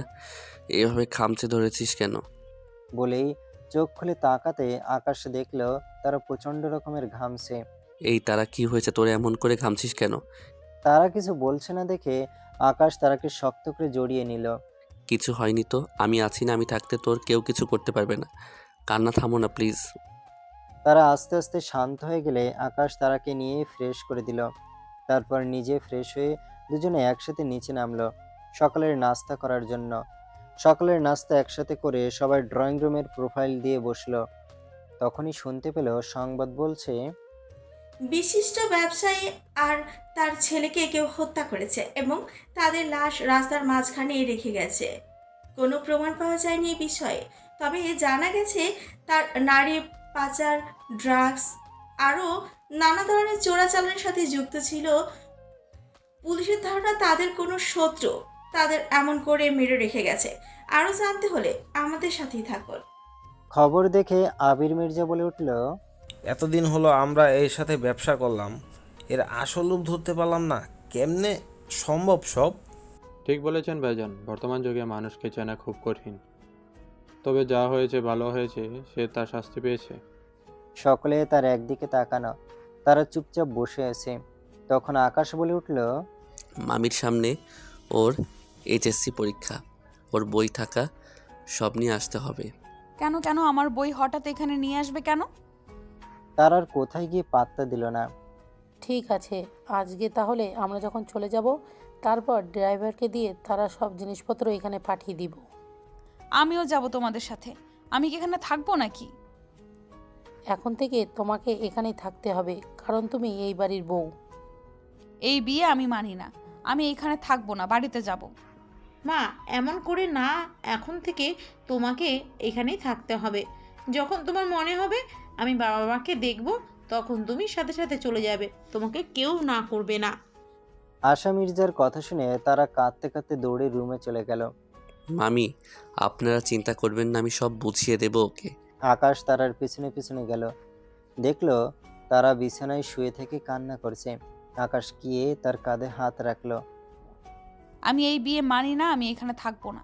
তারার কথা শুনে আকাশের কলিজা যেন কেউ ছিঁড়ে নিয়ে যাচ্ছে এমন অনুভূতি হচ্ছে। তবুও সে নিজেকে সামলে নিয়ে বলল, ঠিক আছে, তোকে এই বিয়ে মানতে হবে না, আমি সবাইকে বুঝিয়ে বলবো, কিছুদিন সময় দে আমাকে। আকাশের কথা শুনে তারা কিছুটা শান্ত। সময় কখনো থেমে থাকে না, নিজের মতো করে আপন গতিতে চলে। দেখতে দেখতে কেটে গেছে আরও 2 মাস। আর কিছুদিন পরেই তাদের পরীক্ষা শুরু হবে। আকাশ অফিস সাথে তারার পড়াশোনা দুয়েকে সামলে সে। বাড়িতে ছিলাম, ভালো ছিলাম। এখানে এই বান্দরের কাছে এসে আমাকে শুধু পড়তে হয় দিনরাত 24 ঘন্টা। আমাকে একটুও শান্তি দেয় না। একা একাই বিড়বিড় করছিল তারা। কিরে, তোর পড়া কত দূর হয়েছে? আকাশের কথায় তারা চমকে উঠল। আপনি কখন আসলেন? তুই যখন আমাকে গালমন্দ করছিলিস তখন এসেছি আমি। এখন চুপচাপ আমাকে পড়াতে, আমি যা যা পড়া তোকে দিয়ে গিয়েছিলাম। আকাশ একে একে সব পড়া ধরলো। কিছু পড়া তারার এখনো ভালোভাবে হয়নি। সারাদিন কি করিস, এই কয়েকটা পড়া দিয়ে গেছি, তাও তার মধ্যে কিছু ভালোভাবে পারিস না? আমি না তোমার বউ? বউকে মানুষ এইভাবে পড়ায়? বউকে তো আদর করে। তার আর মনে নেই সে এগুলো কি বলছে। তারার কথা শুনে আকাশ চমকে গেল। আমাকে দেখেছিস, আমি সব জায়গায় ফার্স্ট হয়েছি, আর তুই ফার্স্ট বয়ের বউ হয়ে যদি ফেল করিস তাহলে আমার মান সম্মান কোথায় থাকবে? আমার পড়াশোনা করতে ভালো লাগে না। তাহলে কি ছেলে মেয়ে পয়দা করবে? দরকার হলে তাই করব, কিন্তু আমার পড়াশোনা করতে একদম ভালো লাগে না। তোকে ছেলে মেয়ে পয়দা করাবো, দাঁড়া। একটা চর মেরে না গাল ফাটিয়ে দেব। বেশি পেকে গেছিস, সামনে পরীক্ষা আর মাত্র কিছুদিন বাকি। এখন এসব মাথা থেকে ঝেড়ে ঠিকঠাক মতো পড়। আকাশের ধমক শুনে তারা চুপচাপ পড়তে লাগলো। দেখতে দেখতে তারার পরীক্ষা শেষ। আজকেই তারার লাস্ট পরীক্ষা হলো। পড়াচোর তারা যেন হাঁপ ছেড়ে বাঁচল। তারা কলেজ গেট থেকে বের হতে হতে দেখতে পেল আকাশ গাড়ি নিয়ে দাঁড়িয়ে আছে। তারা চুপচাপ গিয়ে গাড়িতে বসে পড়ল। আল্লাহ বাঁচাই গেল, সব পরীক্ষা শেষ। এখন কি যে শান্তি লাগছে। এত কষ্ট করে আমি পড়িয়েছি, যদি প্লাস না আসে তাহলে তোর কপালে দুঃখ আছে, দেখিস। আকাশের কথা শুনে তারা মনে মনে বলল, পরীক্ষাটা শেষ হয়েছে, শান্তি মতো একটু রিল্যাক্স করতে দেবে তা না, শুরু হয়ে গেছে এর ডায়লগ। ইয়া মাবুদ, আমাকে একটু বাঁচাও, আর ভাল লাগে না এত প্যারা। কিছু বললি? কি আর করমু, কিছুই না। তাড়াতাড়ি বাসায় চলেন, সবাই আমাদের জন্য ওয়েট করছে। কিছু সময়ের মধ্যে তারা দুজনে বাড়িতে উপস্থিত হলো। কি রে, এসেছিস? আসতে এত দেরি হলো কেন? আমাদের দেশের রাস্তার অবস্থা কেমন তা কি তোমাকে আবার বলতে হবে নতুন করে? যা তাড়াতাড়ি রেডি হয়ে আয়। তোমরা যাও, আমি যাব না। আর তারাও যেতে পারবে না, তোমাদের তো আগে থেকে আমি বলছি। এটা কেমন কথা? তারার পরীক্ষা শেষ, এখন একটু ঘোরাফেরা করবে, আর আপনিও কি দিয়ে দেবেন না? ভাবি আপনারা সবাই যান। আকাশের কথা শুনে তারা এখন কান্না করে দেবে এমন অবস্থা। তারা এবার 1 মাসের সবাই জেনে গেছে যে আকাশ এটি গ্রুপের মালিক। তুই কেন যাবি না? আর তার আগে কেন যেতে দিবি না?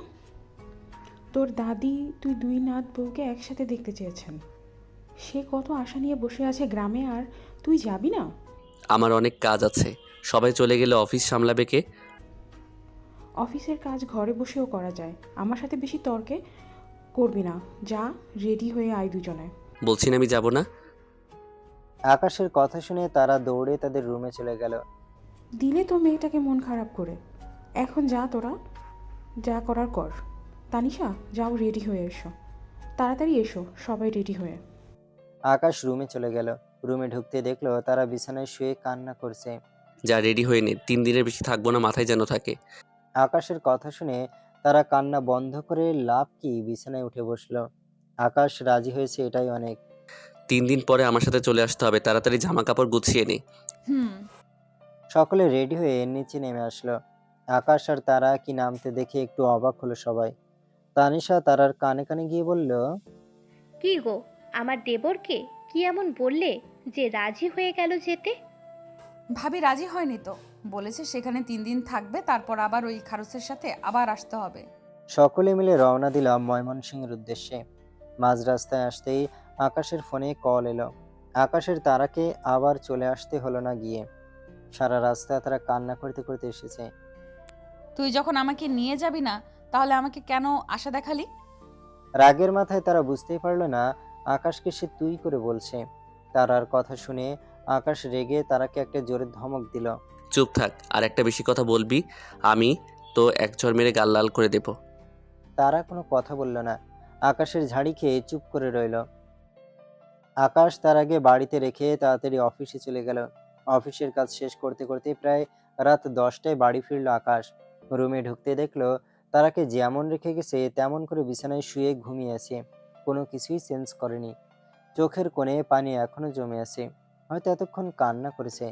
আকাশেরই বা কি করার ছিল? সে তো যেতে চেয়েছিল, কিন্তু কাজ পড়ায় আবার ফিরে আসতে হলো। তার মায়াপুরী তাকে কেমনে যেতে দেবে? তার মায়াপুরীকে ছাড়া তো তার এক রাত ঘুমই হয় না, সেটা তো এই মেয়ে বোঝে না। আকাশ একটা দীর্ঘশ্বাস ফেলে তারাকে চেঞ্জ করে দিল, ঘর গোছালো, তারপর নিজে ফ্রেশ হয়ে ঘুমের মধ্যে তারাকে খাইয়ে দিল, নিজেও খেয়ে নিল। তারাকে বুকের মধ্যে জড়িয়ে ঘুমিয়ে পড়ল। সকালে তারার আগে ঘুম ভেঙে গেল। ঘুম ভাঙতে দেখলো আকাশ থেকে শক্ত করে জড়িয়ে ধরে আছে। তারা রাগ হলো আকাশের ওপর, জোরে জোরে আকাশকে ধাক্কা দিয়ে নিজে ফ্রেশ হতে চলে গেল।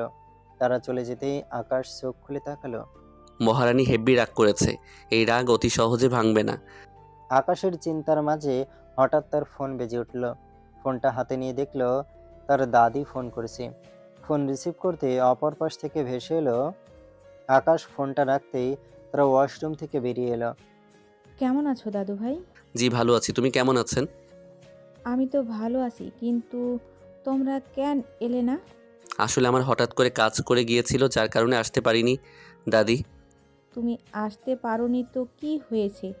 আমার নাম তোকে পাঠিয়ে দিলে কি এমন হতো? ও তুমি বুঝবে না দাদি, বউকে ছাড়া কি থাকা যায়? না না, বউকে ছাড়া কি থাকা যাবে? তোমার বউ তো তোমার বড় বউয়ের কাছে আসছিল।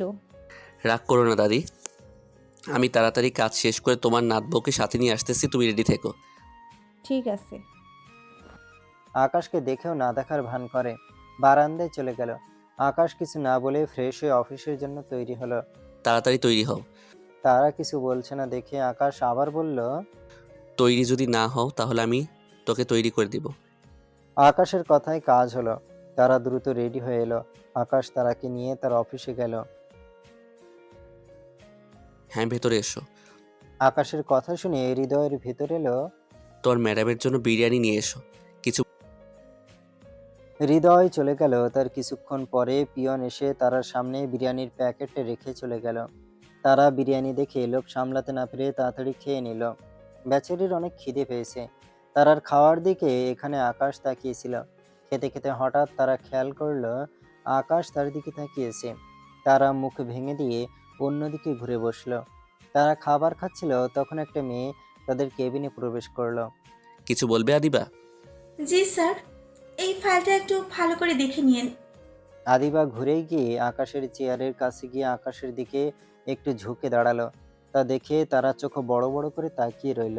এই যে স্যার, এখানে সাইন করতে হবে। আদিবা এভাবে কাছে আসায় আকাশের অস্বস্তি হচ্ছিল। তাড়াতাড়ি সাইন করে দিয়ে আদিবাকে কেবিন থেকে বের করে দিল। এদিকে আদিবার আকাশের এত কাছে আসা পছন্দ হয়নি তার। সে ভেতরে ভেতরে ফুঁসছে। আকাশ তার আগে রেখে মিটিং অ্যাটেন্ড করতে গেল। মিটিং থেকে আসতে আসতে প্রায় 5 ঘন্টা সময় লাগলো। কেবিনের ভেতরে এসে দেখে তারা চকলেট খাচ্ছে। চকলেট খাচ্ছিস কেন? এখন তো দুপুরে খাবার খাওয়ার সময়। চকলেট রাখ, আগে খাবার খাও তারপর চকলেট খাস। কখন বাসায় যাব? এখানে আমার আর ভালো লাগছে না। বেশি না, আর কিছু সময়। নয়ন এসে খাবার দিয়ে গেল। নয়ন, আমাকে 1 কাপ করে দিয়ে যাও তো, প্রচণ্ড মাথা ব্যথা করছে। স্যার আসবো? এসো। স্যার আপনার কফি।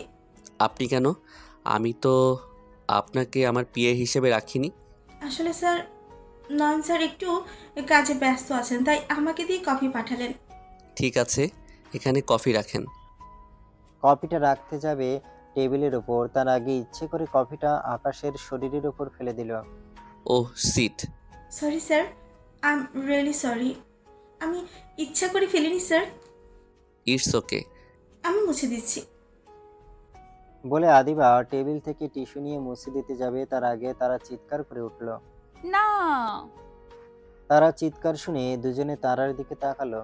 তারা দৌড়ে গিয়ে আদিবার হাত থেকে টিস্যু নিয়ে নিজে মুছে দিতে লাগলো। তারা মুছে দিচ্ছে আর আদিবার দিকে চোখ গরম করে তাকিয়ে আছে। আদিবা চলে যাবে তার আগে তারা তার চুলের মুঠিতে ধরলো। শালা বেহায়া মেয়ে। এই তো তোদের মতো মেয়েদের কারণে আমাদের মতো মেয়েদের সংসার ভেঙে যায়। হারামজাদি, তুই জানোস আকাশ বিয়ে করেছে? তার বউয়ের সামনে তুই তার সাথে রংঢং করতে চাস? বলে চুল ধরে জোরে জোরে টানতে লাগলো। আদিবা চিৎকার করছে শুনে অফিসের সকল স্টাফরা আকাশের কেবিনের সামনে এসে দাঁড়ালো। বেহায়া মেয়েদের কি শরম থাকে? কি করছো তারা? ছাড়ো ওকে। কেন ভালো লাগে তোর? নাকি ও ব্যথা পাচ্ছে দেখে তোর ব্যথা লাগছে? এই কি তুই এক্ষুনি অফিস থেকে বের হয়ে যাবি, না হলে তোর বর তার নিতে আমি 2 বার ভাববো না। বলেই তারা চুল ছেড়ে দিল। আদিবাকে আর পায় কে? সে দৌড়ে রুম থেকে বের হয়ে গেল। আদিবা চলে যেতে তারা আকাশের কলার ধরে টানতে টানতে অফিস থেকে বের করে নিয়ে গেল। তারা শান্ত হ, এত রাখছিস কেন? আমার জামাইকে অন্য কেউ টাচ করবে আর আমি মেনে নেব?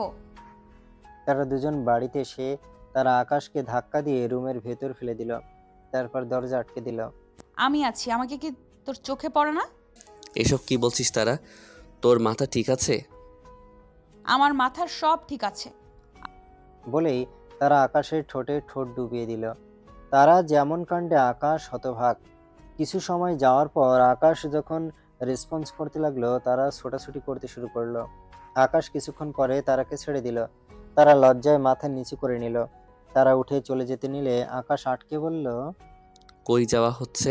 আমার বুকে আগুন জ্বালিয়ে সে যাবে, এটা আমি কখনোই মানব না। আমি এতদিন চুপচাপ ছিলাম, কিন্তু আমার মায়াপরি আমাকে আজকে ধৈর্যহারা করে দিয়েছে। তারা যে আকাশের কথার মানে বুঝে না এমনটা নয়। আকাশের কথা শুনে তারা লজ্জায় আকাশের বুকে মুখ লুকিয়ে নিল, যার অর্থ তার সম্মতি আছে। আকাশ কি আর পায় কে? দুজনে আবার চুম্বনে লিপ্ত হলো।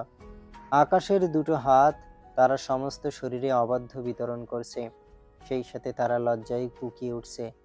এক সময় বুকের উপর থেকে ওড়না সরিয়ে ফেলল। তারা লজ্জায় শেষ।